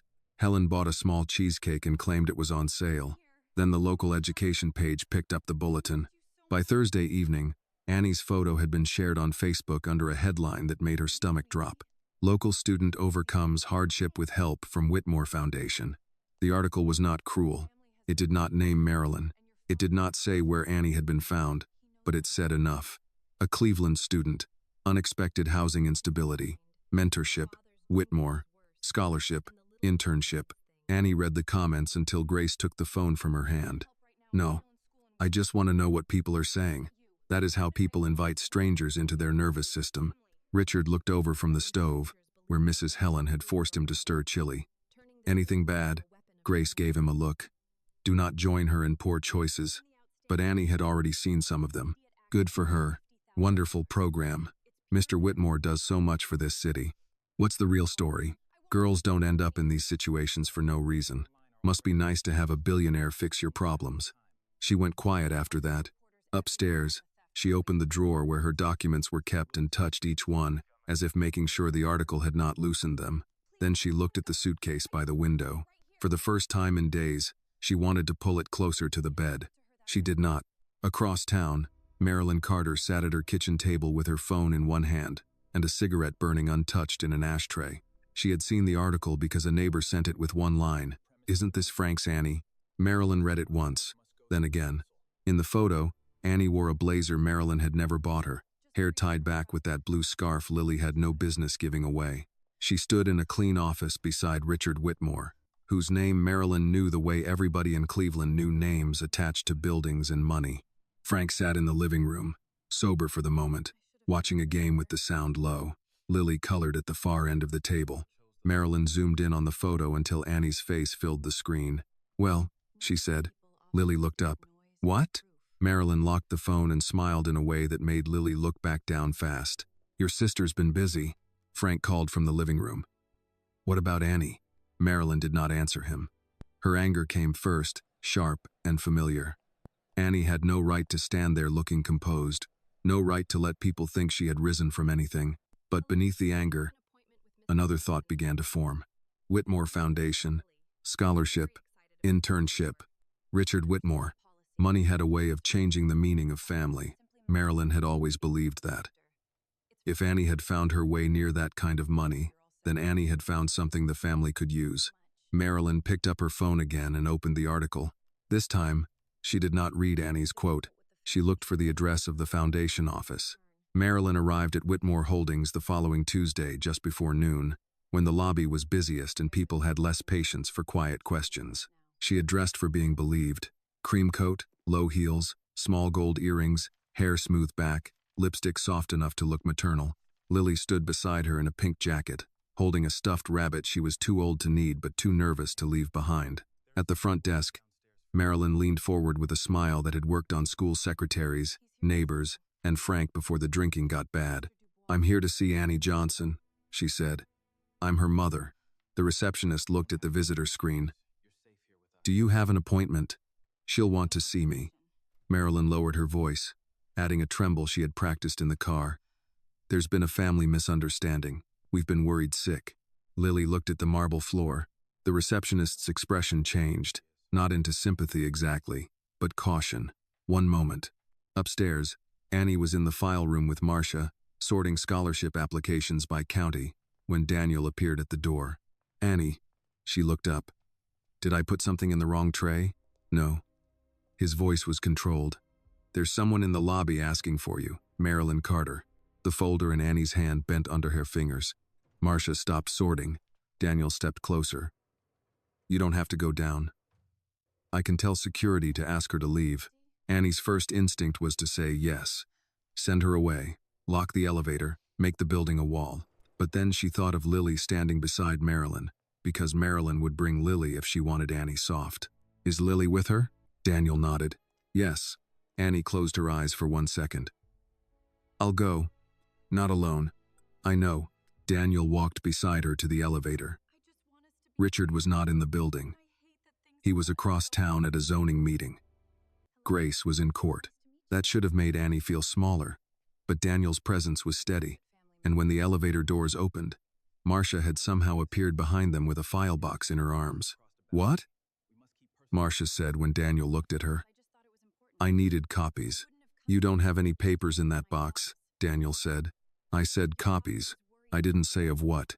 Annie almost laughed, but the sound died when she saw Marilyn in the lobby.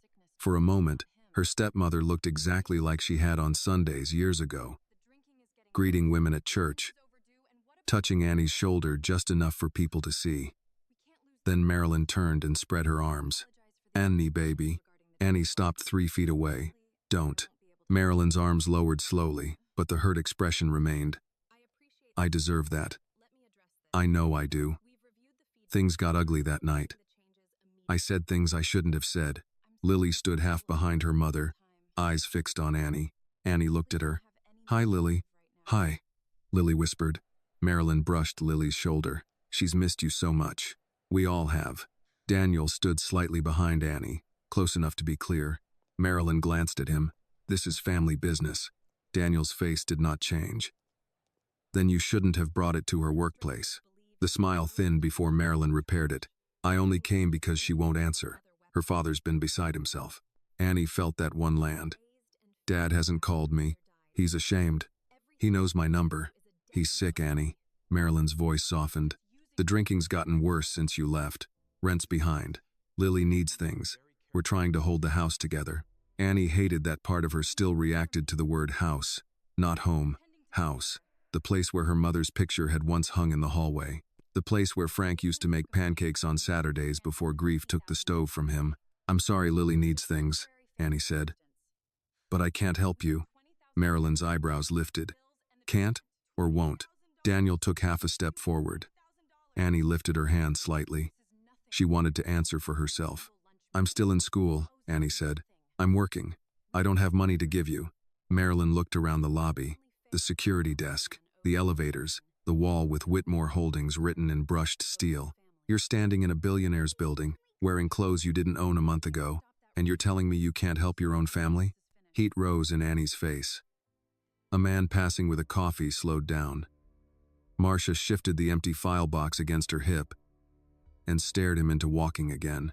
My clothes aren't the point, Annie said. No, I suppose not. The point is, you let strangers think we threw you into the street, like trash. Marilyn's voice lowered, sharper now. You know how that looks? Annie said nothing.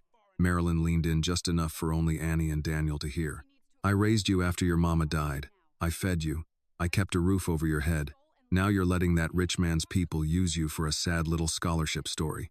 Daniel said, careful. Marilyn looked at him. Excuse me? You heard me. Annie's hands had gone cold. What do you want? Marilyn's face changed again. It was small, almost invisible, but Annie knew it. The mask slipped from sorrow into business. We need temporary help, that's all. 5,000 would catch up the rent and bills. 10 would give your father a chance to get treatment without us losing the house. $10,000? Annie said. Don't say it like that. Mr. Whitmore spends more than that on lunch meetings. He doesn't owe you anything. No, but maybe he owes you, and maybe you owe us. Lily's eyes filled with tears. Mom, can we go? Marilyn tightened her hand on Lily's shoulder. In a minute. Annie saw it then, not for the first time but with new clarity.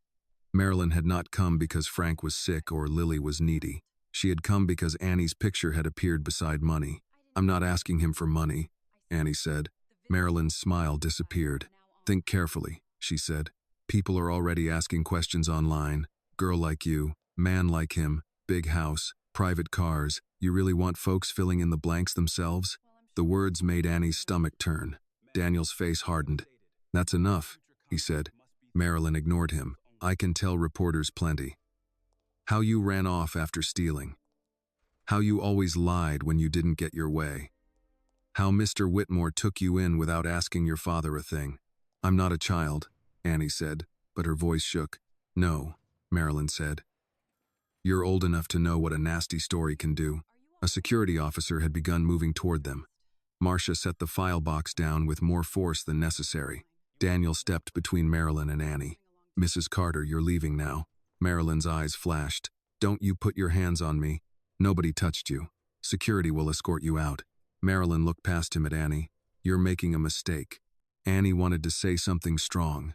She wanted to say Marilyn had no power here, that the lobby was not her living room, that the people watching now were not the same neighbors who smiled and looked away, but her throat had closed. Lily tugged her mother's sleeve. Please. Marilyn turned sharply. Stop pulling on me. Annie moved before she thought. Don't talk to her like that.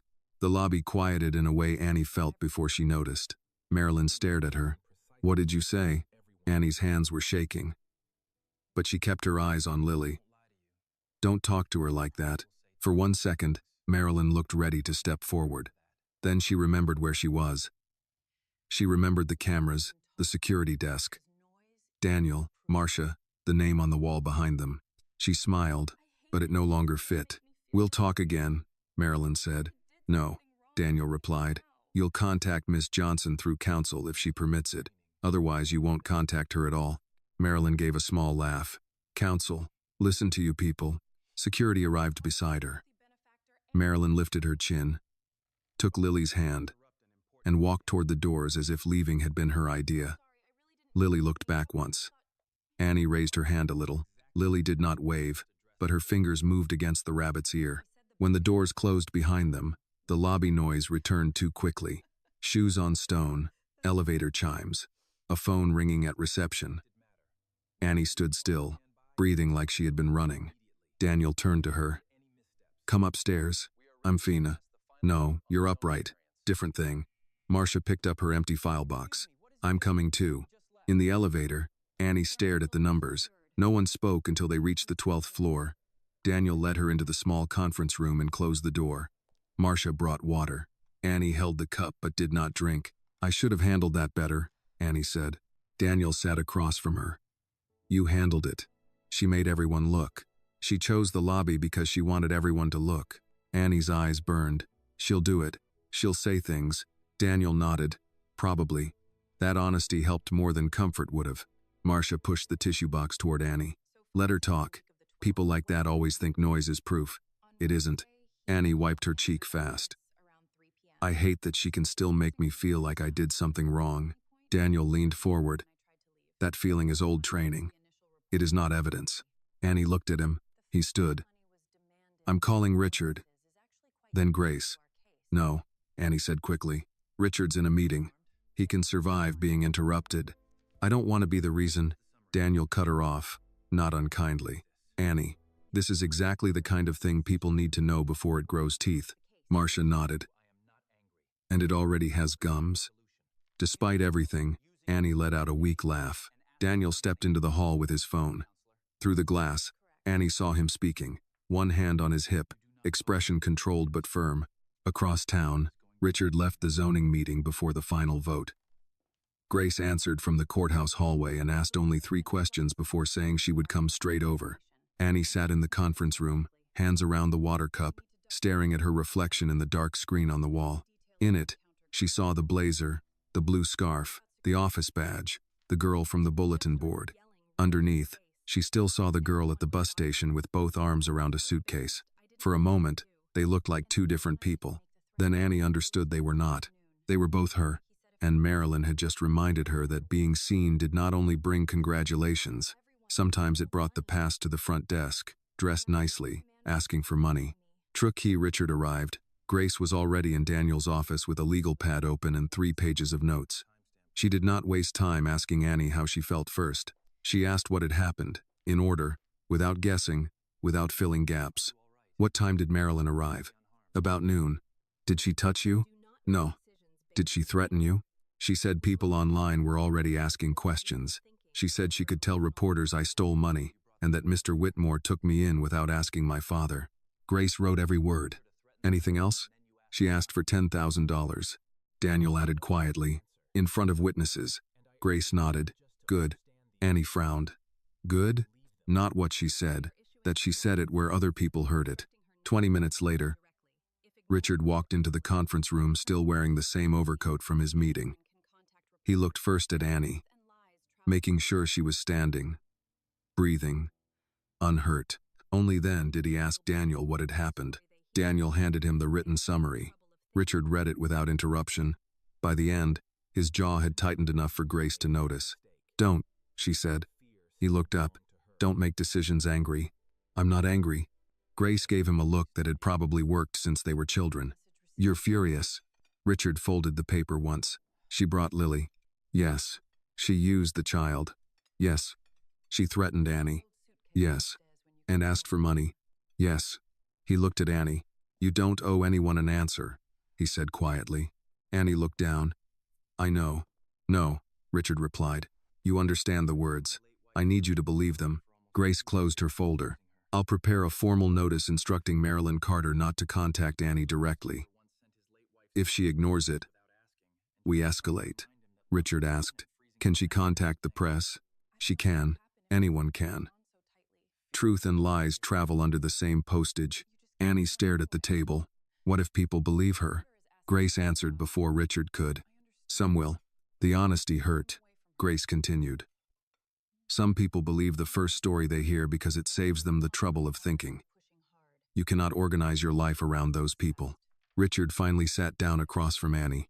She made one mistake. What? She thought fear still belongs to her. Annie did not answer. Back at the house that evening, Mrs. Helen had already heard enough from Grace to know not to ask questions at the dinner table. She simply placed roast chicken in the middle, passed the potatoes, and told Richard, if you poke at the child all through supper, I'll make you eat in the garage. Richard raised both hands. Understood. For a while, the only sounds were forks and plates. Then Mrs. Helen looked at Annie. You know what I noticed this morning? Annie shook her head. You left your suitcase upstairs when you came down. Annie blinked. I did? You did. She had not even realized it.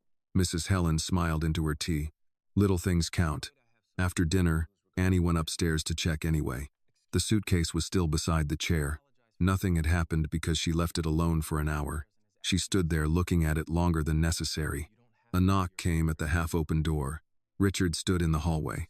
I'm not interrupting, am I? No. He looked at the suitcase, then at Annie.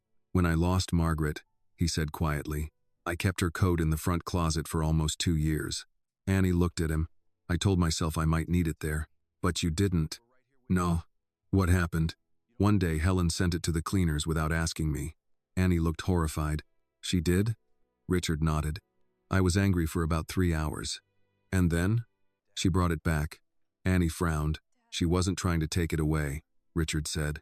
She was trying to remind me that loving someone and freezing time are different things. Silence settled between them. Finally, Annie looked at the suitcase. I don't know what happens if I stop holding on so tightly. Richard considered that. I don't either. That doesn't scare you? It does. Then how do you keep going? He smiled faintly. I usually go anyway and get scared while moving. That earned the smallest laugh. The next morning, Grace called before breakfast.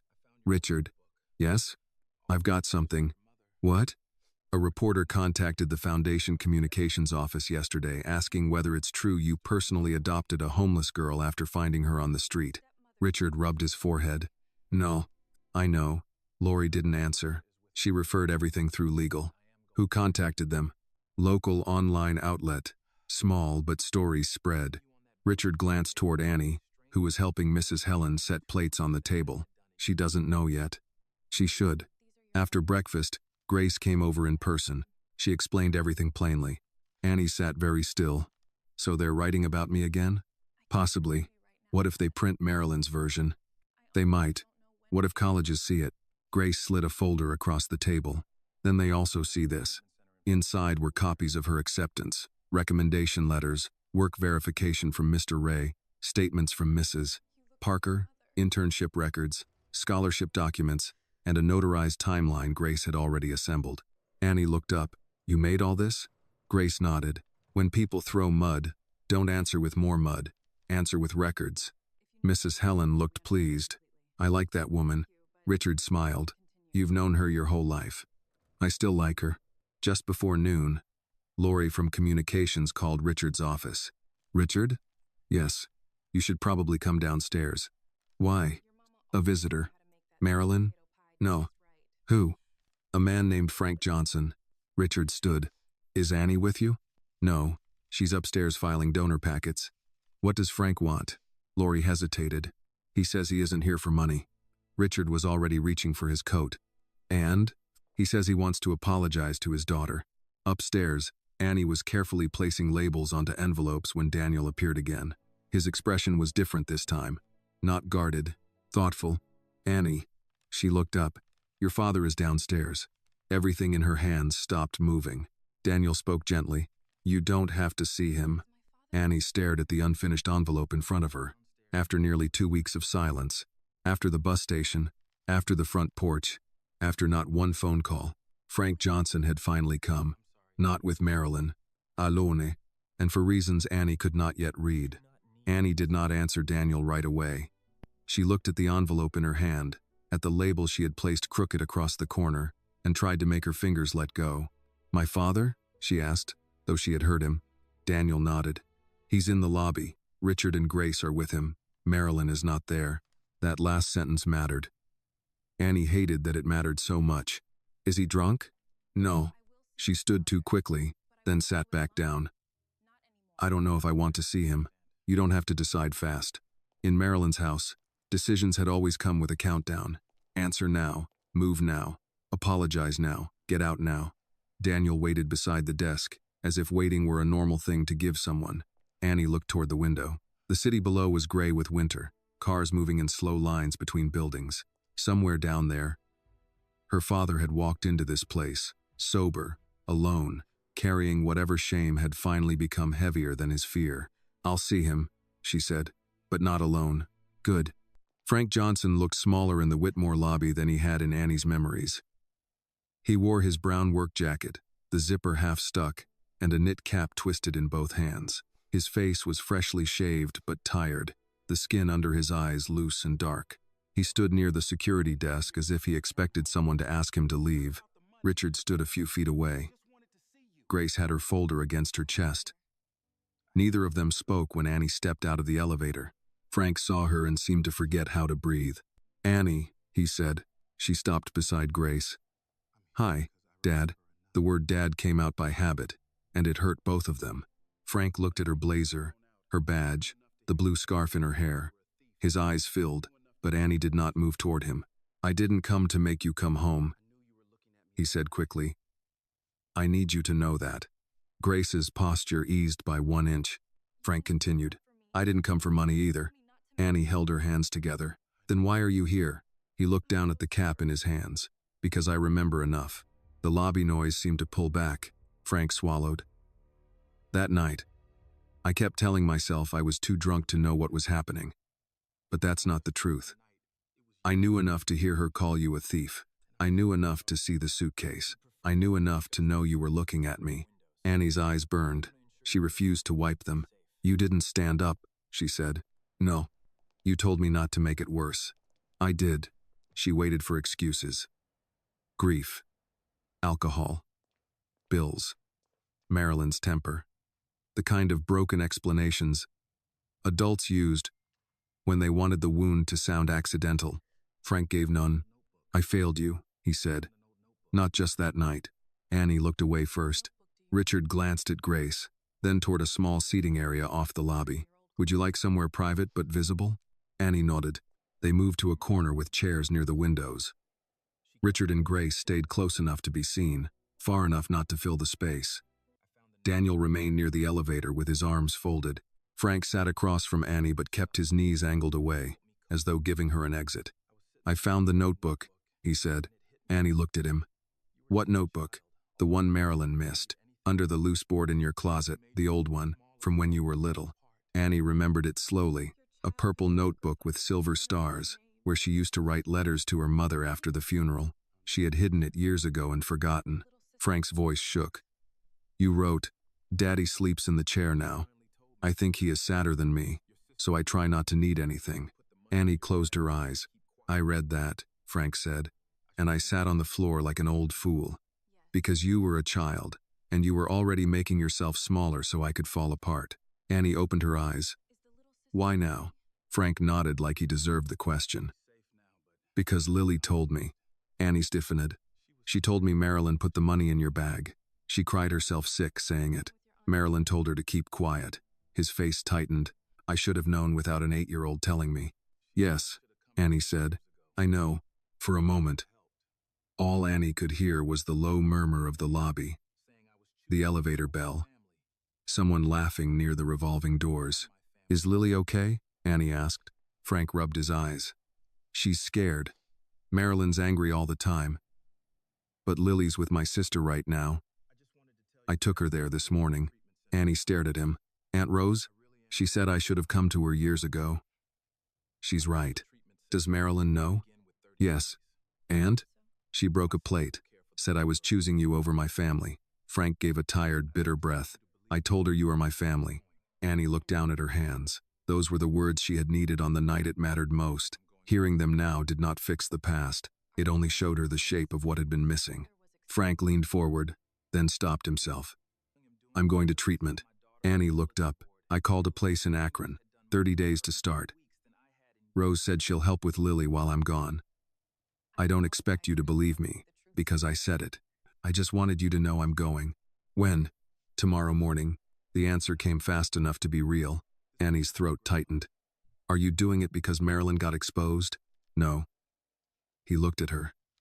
I'm doing it because I saw my daughter on a bulletin board and realized strangers had done more for her in 2 weeks than I had done in years. Annie flinched at the truth of it. Frank saw and nodded. I'm sorry. That was ugly to say. It was true. Still ugly. She almost smiled. Almost. He reached into his jacket pocket and pulled out a small envelope. I brought this. It's not money. Annie did not take it right away. Frank placed it on the low table between them. Your mama's recipe cards. Marilyn had them in a drawer with old coupons. I thought you might want them. Annie stared at the envelope. Her mother's handwriting. Cornbread dressing, peach cobbler, Sunday chicken. Little instructions that had survived where the woman had not. She picked it up carefully. Thank you, she said. Frank's face crumpled, but he held himself together. I don't forgive you, Annie said. He nodded. I know. I don't know when I will. I know that too. And I'm not coming back. I'm not asking. She looked at him then, really looked. The father she loved was still somewhere inside the man who had failed her, but she no longer believed love required her to stand in the wreckage with him. Frank stood slowly. I'll give Grace the treatment center information, he said. If you ever want to know how I'm doing, she can tell you. If you don't, that's your right. Annie held the envelope against her lap. At the elevator, Frank turned back once. You look like your mama, he said. Annie's eyes filled again. People always say that. She would have liked seeing you in that building upstairs. The elevator opened. Frank stepped inside. This time, when the doors closed, Annie was not the one being left outside. Grace came over first. Do you need to leave for the day? Annie shook her head. Richard studied her face. You don't have to prove anything by going back upstairs. I know. Do you? She looked at the envelope in her hands, then at the elevator doors. No, she said, but I want to go back anyway. Daniel walked with her to the elevator. You sure? I have labels to fix. That one was crooked. I noticed. Good. Standards remain. When Annie returned to her desk, the file tray was still there, the computer still open, the crooked label waiting like a small, ordinary problem. She peeled it off and placed a new one straight. At lunch, she opened the envelope in the break room with Mrs. Helen on the phone and Grace sitting beside her. The recipe card smelled faintly of paper and cinnamon. On the peach cobbler card, her mother had written in the corner, Annie likes extra crust. Annie laughed once, then cried into a napkin while Grace pretended to read emails, and Mrs. Helen said through the speaker, extra crust is correct. Your mother had sense. That evening, Annie placed the recipe cards beside the photograph and the blue scarf. The suitcase remained by the window, but now it held more than proof she had been pushed out. It held things that had found their way back. Downstairs, Richard sat alone in the kitchen after everyone had gone quiet. He thought of Frank's face, Annie's voice, the way forgiveness had not been handed out like a polite favor. It made him respect her more. Some people thought mercy meant opening every door again. Annie was learning that sometimes mercy meant locking one door gently, then walking toward another with your own name on the key. The story about Frank reached Marilyn before dinner. Aunt Rose did not call her. Frank did not call her. Lily did not tell her. Marilyn learned the way she preferred to learn things, by forcing them out of people who were too tired to fight. She drove to Rose's apartment that evening, found the door chained, and shouted through the gap until a neighbor stepped into the hall with a phone in his hand. Call whoever you want, Marilyn snapped at him. This is my family, Rose answered from behind the door. Not tonight, it isn't. Marilyn stood in the hallway with her purse over one shoulder, breathing hard. Lily was inside. Frank was leaving for treatment in the morning. Annie was in Richard Whitmore's building, wearing a badge and being treated like someone worth protecting. One by one, the doors Marilyn had controlled were closing. So she did what she knew how to do. She found another door. By the next morning, 2 local pages had received the same message from an account under Marilyn's maiden name. It was not written like a rant. Marilyn knew better than that. It was polished, wounded, careful, a struggling stepmother, a troubled young woman, a wealthy man who had interfered, a family being smeared by people with money. Questions about why a powerful bachelor had taken a young woman into his home. Questions about whether the foundation gave scholarships based on merit or personal sympathy. Grace saw the post before Annie did. She was in Richard's kitchen at 7:30 with her laptop open and her jaw set. Richard read over her shoulder. "How far has it gone?" "Small so far. Shared 42 times. That's enough to become a brush fire by lunch." Mrs. Helen set a coffee mug down harder than necessary. "That woman writes like a church bulletin got into a knife fight." Richard looked toward the stairway. "Annie?" "Not yet," Grace said. "But we tell her before someone else does." Annie came down 10 minutes later in her work clothes, carrying the blue folder Daniel had given her. She saw their faces and stopped. "What happened?" Grace turned the laptop toward her. Marilyn posted something. Annie did not sit. She read standing up. Her face changed only once, at the line about Richard. "She's making it sound dirty," Annie said. Richard's voice was quiet. "I know." Annie looked at him. "I'm sorry." "No. She's doing it because of me. She's doing it because of her," Richard said, sharper than he meant to. He softened his voice. "Annie, look at me. You did not write that." Annie's eyes stayed on the screen. "People will believe it." "Some will," Grace said. Annie let out a small breath. "You always say the worst part like it's weather. It helps to name rain before choosing a coat." Mrs. Helen folded her arms. "And today we're choosing a good one." Grace clicked open another document. "We have 2 options. Ignore it publicly while preserving evidence, or release a short statement through the foundation. No personal details, no fight, just facts." Richard looked at Annie. "Your choice matters here." "My choice? It's your life in that post," he said. "Not just my name." Annie finally sat. She read Marilyn's words again, slower this time. Marilyn had called her unstable, ungrateful, easily influenced. She had not called her thief in the post, but the shape of the accusation was there, waiting between lines. "What would the statement say?" Annie asked. Grace read from her draft. "Whitmore Foundation scholarship recipients are reviewed through established procedures. Annie Johnson is an adult student admitted to Lake Erie State University and employed as a paid intern under standard supervision. Any suggestion of improper conduct is false. We will not comment further on a private individual's family matters." Annie looked at Richard. "Will that protect you?" "It will help." "That's not what I asked." He held her gaze. "I've survived worse than gossip." "Have you?" The question hit him harder than she knew. Richard looked away first. In his world, reputation was not vanity. It was leverage, trust, contracts, staff, boards, donors, people whose jobs depended on the building staying upright. Annie understood enough now to know Marilyn was throwing stones at more than one window. Grace closed the laptop halfway. "Annie, the truth is this may be uncomfortable for him. It may be uncomfortable for the foundation. That does not make it your fault." Annie nodded, but the old training was loud. At the office, the post had already made its rounds. People tried not to look like they knew. That was almost worse. The lobby receptionist smiled too kindly. A man in the elevator stopped talking when Annie stepped in. On the 12th floor, Marcia met her at the entrance to the scholarship office with a stack of mail. "If anyone asks you foolish questions," Marcia said, "send them to me. I'm old enough to be rude for sport." Priya looked up from her desk. "Or me. I'm younger, but motivated." Ken raised his coffee. "I can be cold and procedural."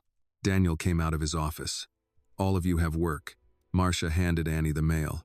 "We are working on workplace culture." Annie managed a weak smile. By 10, the foundation statement was posted. By noon, comments split into camps. Some defended Annie. Some defended Marilyn without knowing her. Some only wanted to discuss Richard. By 2, Lori from communications had fielded 3 calls. Grace preserved screenshots, sent a cease and desist letter to Marilyn, and told Richard not to call anyone personally. Richard called no one. He came to the 12th floor instead. Daniel saw him and shook his head. "If you're here to loom, Loom somewhere useful. Richard looked toward Annie's desk. She was entering data, shoulders rigid. I'm checking on my foundation. You have 12 floors to check. Daniel. Daniel lowered his voice. She's trying to work. Let her. Richard stopped. Through the glass partition, he watched Annie correct an address on a student file, then attach a note about missing income verification. Her hands moved carefully. She was holding herself together with tasks. He understood that better than anyone. At 4, Annie brought Daniel a completed batch of files. Good, he said after reviewing them. That's it? What were you hoping for? I don't know. A disaster rating. You did your job while people were being stupid. That's not a disaster. She looked toward Richard, who stood by the window pretending to read a donor plaque. I should go talk to him. Daniel nodded. Probably. Richard turned before she reached him. I didn't want to interrupt you, he said. You did a little. His mouth twitched. Fair. They stood near the window, both looking down at the street. Are you angry? Annie asked. Yes. At me? No. She believed him more quickly than she expected, and that frightened her. I was thinking, she said. Marilyn keeps telling stories because she thinks nobody will put all the pieces together. Maybe we should. Richard looked at her. Not online, Annie added. Not like her, but with Grace. Mr. Ray, Mrs. Parker, Daniel, Lily, if she's safe. The money, the texts, everything. Put it somewhere official. Richard studied her face. You want to build the record. Grace said paperwork saves lives. She'll be unbearable when she hears you quote her. I know. For the first time all day, Richard smiled. The formal meeting was set for Friday in a conference room on the 12th floor. Not a court. Not yet. But Grace wanted sworn statements ready if Marilyn escalated. Daniel arranged the room.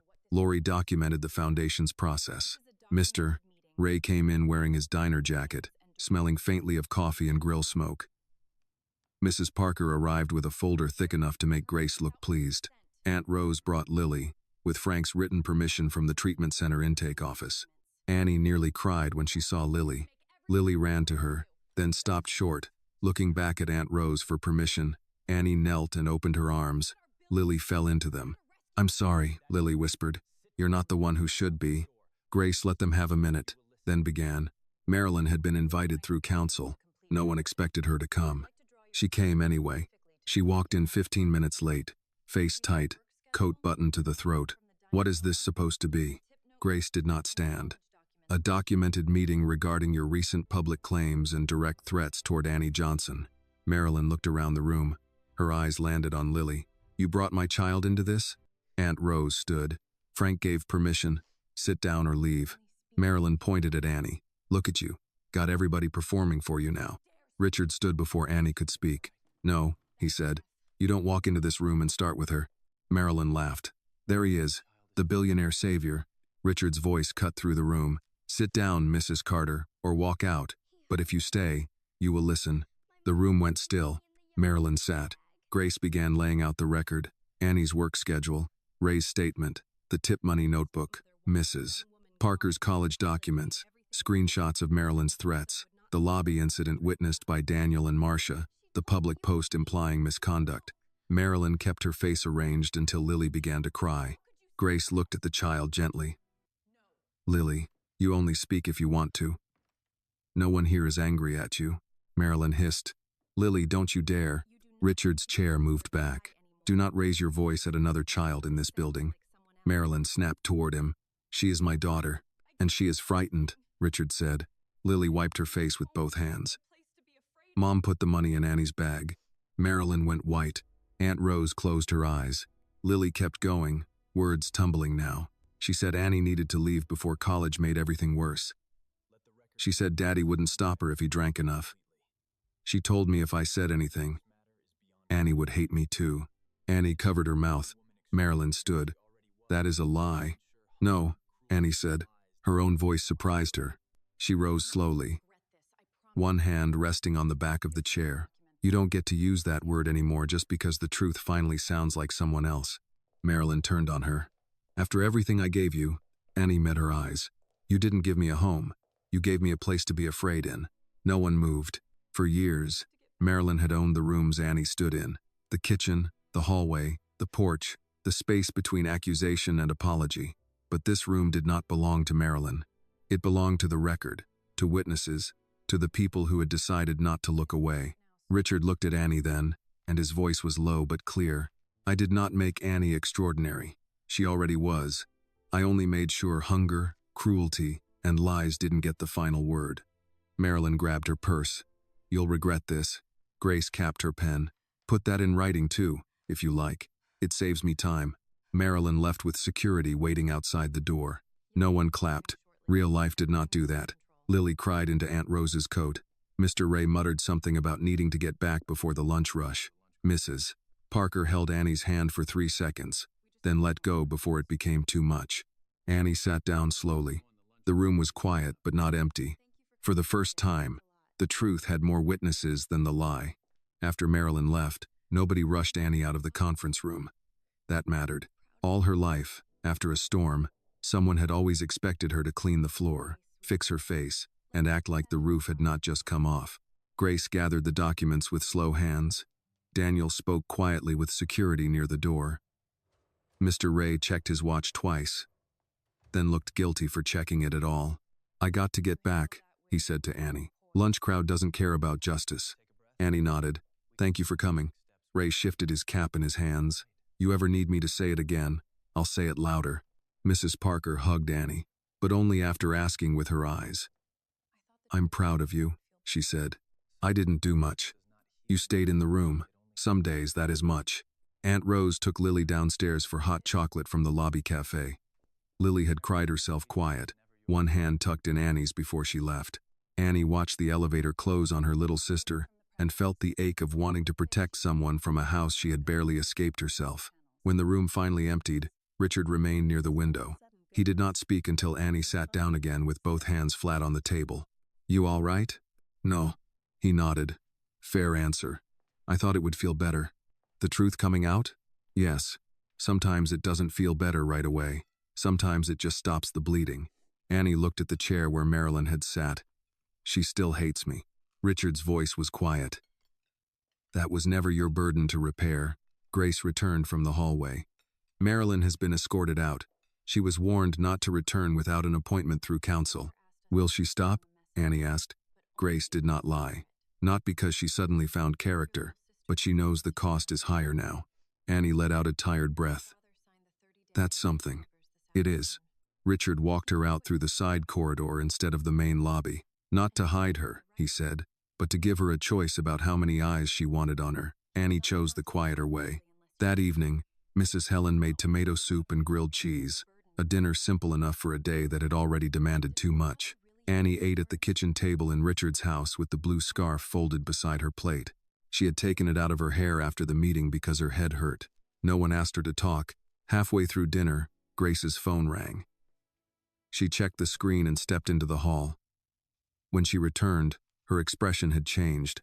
That was the treatment center, she said to Annie. Your father asked if I could pass along a message. Only if you want to hear it. Annie's spoon stopped. Richard looked at her, then looked away, giving her room. What did he say? Grace sat down. He said Lily is safe with Rose. He said he signed the 30-day intake papers. He said he watched the meeting statement that Rose recorded for him, with Lily's permission. She paused. He said, tell Annie I heard what she said about home, and she was right. Annie stared at the soup until the surface blurred. Mrs. Helen placed a napkin near her hand without comment. Grace continued. He also said he won't contact you directly unless you ask. He doesn't want to make recovery another thing you have to manage. That sentence did something none of his apologies had done. It gave Annie a little space. He really said that? Yes. Annie nodded once. Okay. Richard waited until Grace left that night before finding Annie in the library. She had her mother's recipe cards spread across the small table. Peach cobbler, cornbread dressing, sweet potato pie, chicken with paprika, a grocery list written on the back of a church envelope. My mom had pretty handwriting, Annie said. She did. You didn't know her. No, Richard said. But I can see it. Annie touched the peach cobbler card. Frank brought these like it fixed something. Did he think it did? No. She looked up. That's the part I keep thinking about. He didn't ask me to forgive him. Marilyn always demanded forgiveness before she even finished hurting me. Richard sat in the chair across from her. People who are sorry make room. People who want control ask for the room back. Annie looked at him for a long moment. Did you forgive the person who caused your wife's accident? Richard's face changed. Annie straightened. I'm sorry. I shouldn't have. It's all right. You don't have to answer. I know. He looked toward the dark window. It wasn't one person. A driver fell asleep. A company ignored safety complaints. A schedule was too tight because someone wanted costs down. A lot of hands. Not all of them visible. What happened? Lawsuit. Settlement. Policy changes no one outside the industry cared about. His mouth tightened. People told me that should bring closure. Did it? No, but it brought accountability. I learned not to confuse the two. Annie sat with that.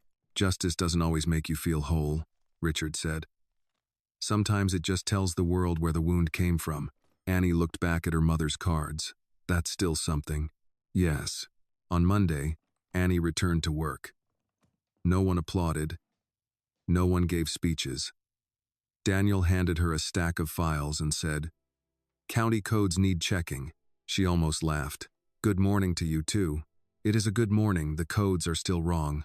Marcia had left a muffin on Annie's desk. Priya had stuck a note to her monitor.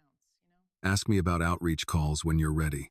Ken walked by and said, "The copier hates everyone equally today," which seemed to be his way of welcoming her back to normal life. Normal, Annie was learning, was not the absence of pain. It was the presence of small things that did not turn cruel. At noon, Lily called from Aunt Rose's phone. Annie took the call in an empty conference room. "Hi," Lily said. "Hey, are you mad at me?" Annie closed her eyes. "No, baby. Mom said you would be." Mom says a lot when she's scared of the truth. Lily was quiet. "Daddy went to the place." "I know. Are you coming to Aunt Rose's?" Annie looked through the glass wall at the office beyond. "Not today. But maybe soon. If Aunt Rose says it's okay. Can I keep talking to you?" "Yes." Lily breathed out. "Okay."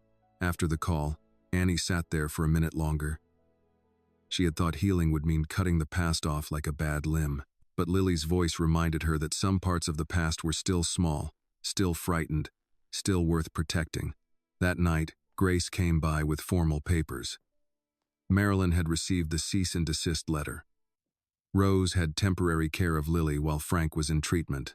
If Marilyn continued harassment, Grace would file for a protective order on Annie's behalf. "Do you want that now?" Grace asked.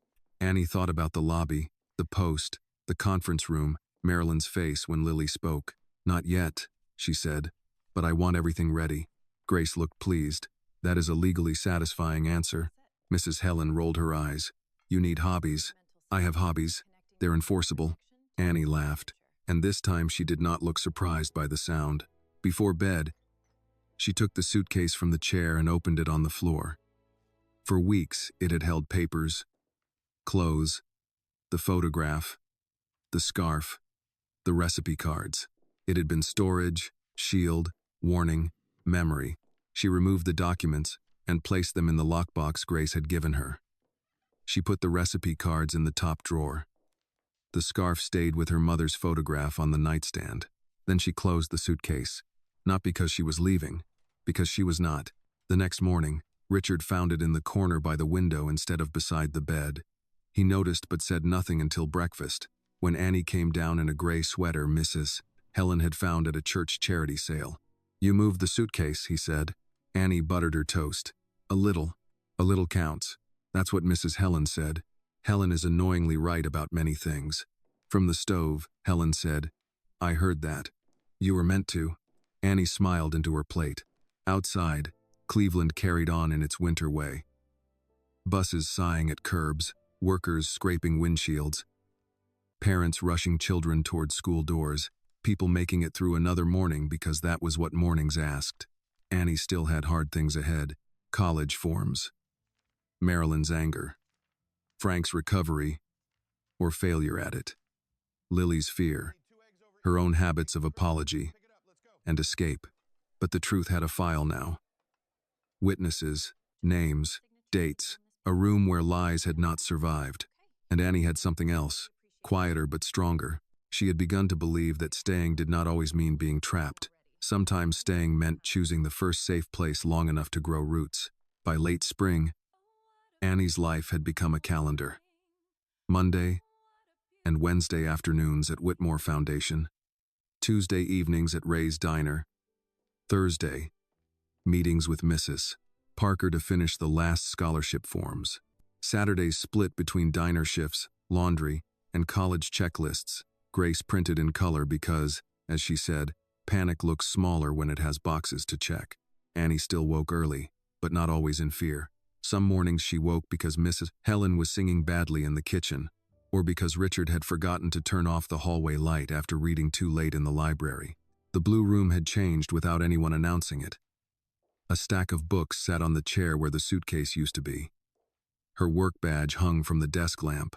The suitcase had moved to the corner by the window, closed, with her mother's blue scarf folded on top when Annie did not wear it. Richard noticed all of it and said little. He had learned that some progress did not like being stared at. One Saturday in June, Annie came home from Ray's Diner with sore feet and a white envelope from Lake Erie State. She stood in the kitchen doorway holding it. Mrs. Helen turned from the stove. "That the housing one?" "I think so. Open it before I burn these onions from suspense." Richard lowered the book he was reading at the table. "Do you want privacy?" Annie shook her head, then opened the envelope with a butter knife because her hands were not steady enough to tear it cleanly. She read the first page twice. "I got dorm placement," she said. Mrs. Helen clapped once. "Good." Richard stood. "Where?" "Maple Hall, second floor, shared room." Annie kept reading. "Move. In is August 24th. Mrs. Helen wiped her hands on a towel. "Then we have 2 months to teach you how to tell if chicken is done without poisoning a roommate. I know how to cook some things. You know how to survive. Cooking is different." Richard smiled, but Annie's eyes stayed on the page. The date made college real, in a way the acceptance letter had not. August 24th meant boxes, a bed that was hers but not in Richard's house, a roommate who did not know her story, a campus where people would ask normal questions. "Where are you from? What's your major? Are your parents helping you move in?" She folded the letter carefully. Richard saw the shadow cross her face. "One thing at a time. I know. You don't have to know how August feels in June." Annie looked at him. "You always say things like that." "Annoying?" "A little." She tucked the letter back in the envelope. "But useful." The summer moved in practical steps. Grace helped Annie open a bank account and taught her how to check statements. Daniel extended her internship through August and gave her more responsibility with scholarship calls.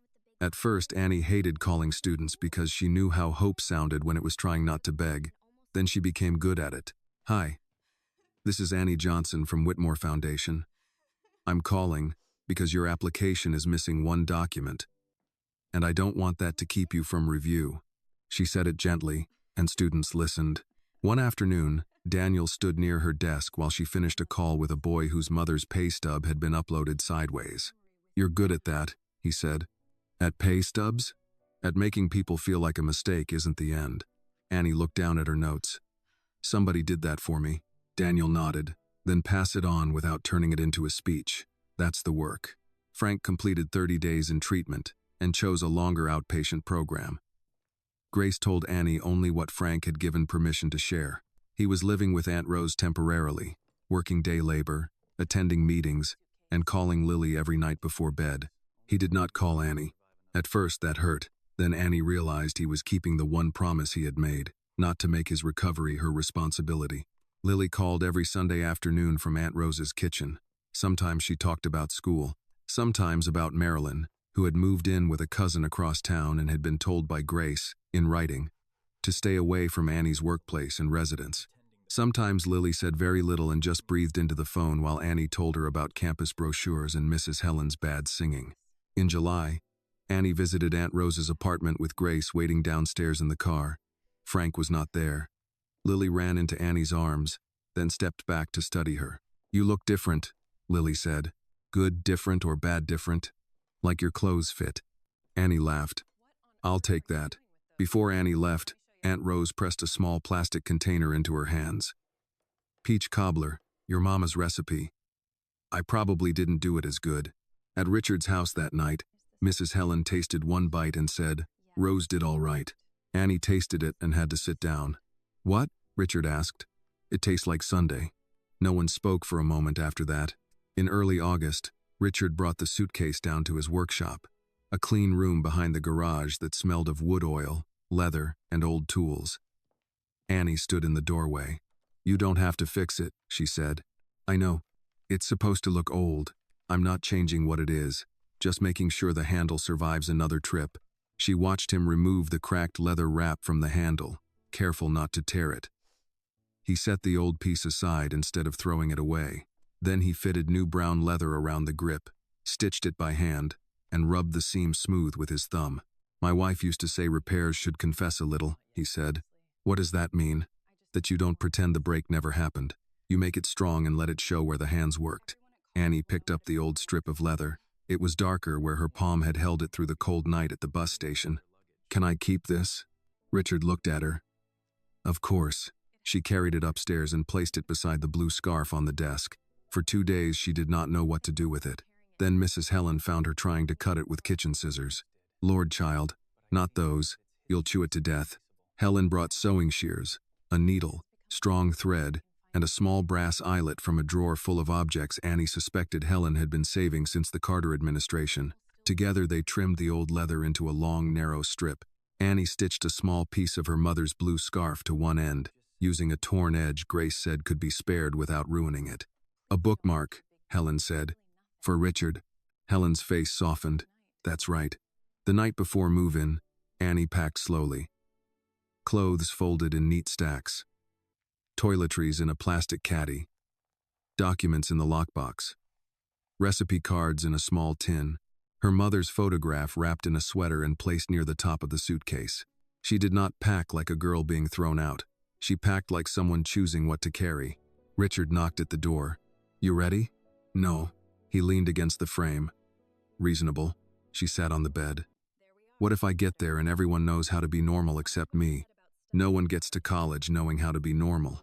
They just arrive with better luggage. Annie looked at the old suitcase and smiled. Mine has character. It has survived poor management.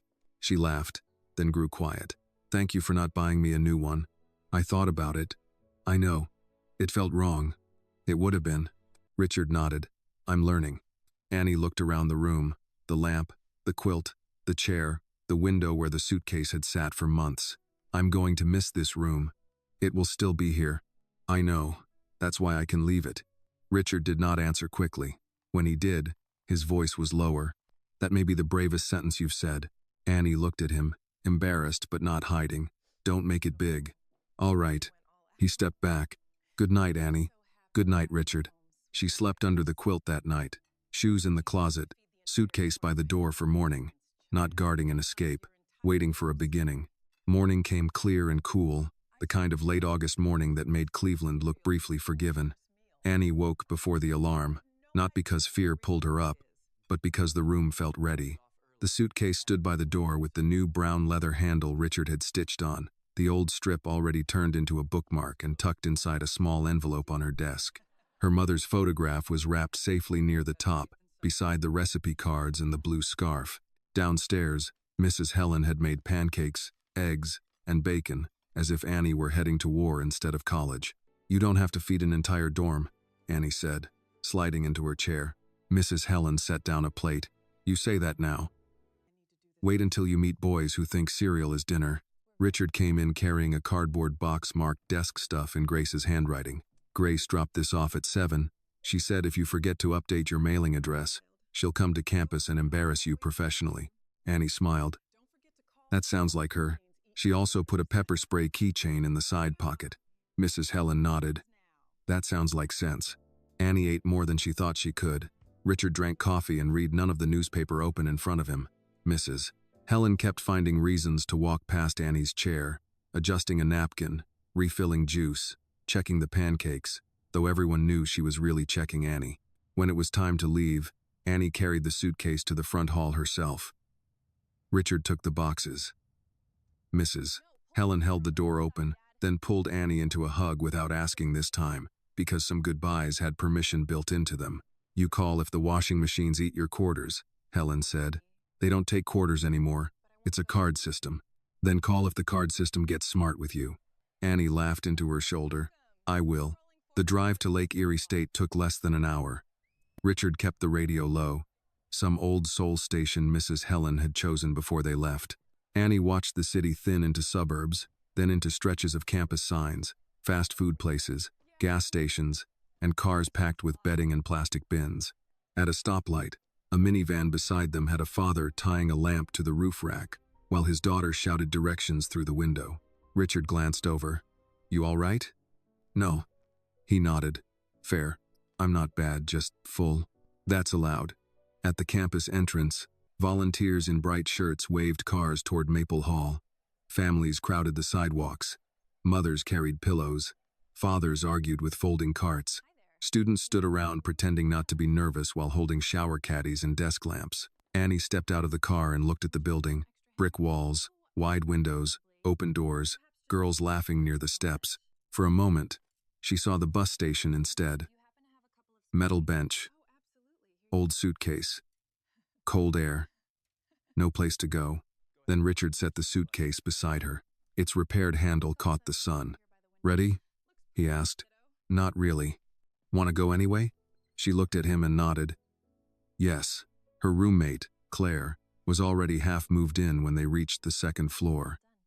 Claire was from Toledo, talked fast, and had a mother who immediately asked Annie whether she needed extra hangers. Annie almost said no out of habit, then caught herself. Actually, maybe two? Claire's mother beamed like Annie had given her a job worth doing. I've got a whole bag. Richard carried in the boxes, then stepped back while Annie chose which side of the room she wanted. She picked the bed near the window, not because it was closest to the door, because the afternoon light fell there. Mrs. Helen had packed the quilt from the blue room despite Annie saying it was too much. Annie spread it across the narrow dorm bed. The room changed. Not into home, not yet, but into a place that could learn her. When everything was inside, Richard stood near the door with his hands in his pockets. Other parents were hugging, crying, giving last-minute instructions about laundry and cold medicine. Richard looked like a man facing a contract written in a language he respected but did not speak well. Annie opened the front pocket of her backpack and took out the envelope. I made you something. He accepted it carefully. Inside was the bookmark, cut from the old suitcase handle, smoothed at the edges, with a small strip of her mother's blue scarf stitched through the brass eyelet. Richard held it in his palm. This was the part I held when I had nowhere to go, Annie said. Her voice stayed steady until the last word. I want you to keep it, so you remember what you gave me. Richard looked down at it for a long moment. What did I give you? Annie looked at the suitcase by her new bed, at the campus outside the window, at the open door where voices passed and no one was shouting her name in anger. A place to stop running, she said. Then the courage to keep going. Richard closed his hand around the bookmark. His eyes shone, but he did not look away. I'm proud of you, Annie. She nodded, because if she tried to answer too quickly, she would cry. Then she stepped forward and hugged him. Richard held her gently, as if he understood that love did not need to grip hard to be real. When they pulled apart, Claire's mother was pretending to organize hangers with great interest. Richard cleared his throat. Call when you get settled. I will. And if anything feels wrong, I'll call Grace, then Daniel, then Mrs. Helen, then you. Why am I fourth? Because you'll panic first. Claire's mother laughed. Richard did too, though he looked wounded on principle. He left before the goodbye could become too heavy.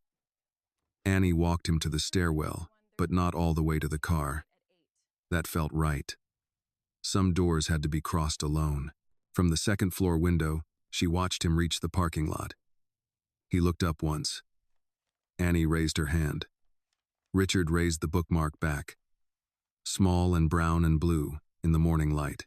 Then he got into the car and drove away. Annie returned to her room. Claire was hanging clothes. The hallway smelled of cardboard, shampoo, pizza, and new beginnings. Someone down the hall shouted that they had lost a phone charger. Someone's father sneezed 3 times. A resident assistant knocked on doors reminding everyone about the floor meeting at 6. Annie sat on the edge of her bed and placed her mother's photograph on the desk. Beside it, she set the recipe cards, her class schedule, and the blue folder from Whitmore Foundation. The suitcase stood open on the floor, almost empty now. She did not feel fixed. That was not how life worked. Marilyn's voice would still find her on hard days. Frank's absence would still ache. Lily would still need protecting in ways Annie could not always control. Some people would still look at her and decide too quickly what kind of girl she was. But the truth had witnesses now. Her future had paperwork.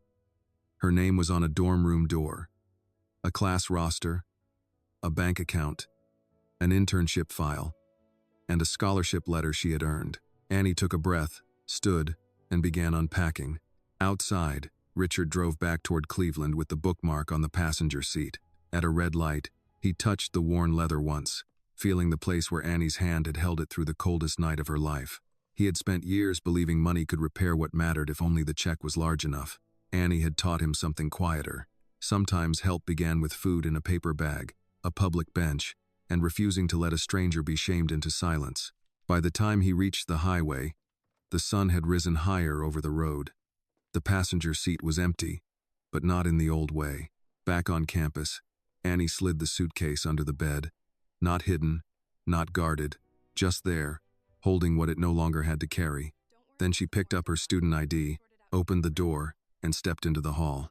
This story reminds us that kindness is not always loud or grand. Sometimes it begins with one person stopping when everyone else walks by. Annie did not need pity. She needed someone to believe her, protect her dignity, and give her room to stand again. The lesson is simple. Never judge a wounded person by where you find them, because sometimes the strongest souls are the ones sitting quietly with everything they own in an old suitcase. This video is a work of fiction created with the assistance of artificial intelligence. All characters, events, and situations are not real, and do not represent any actual people or true stories. The content is intended for storytelling and emotional illustration only.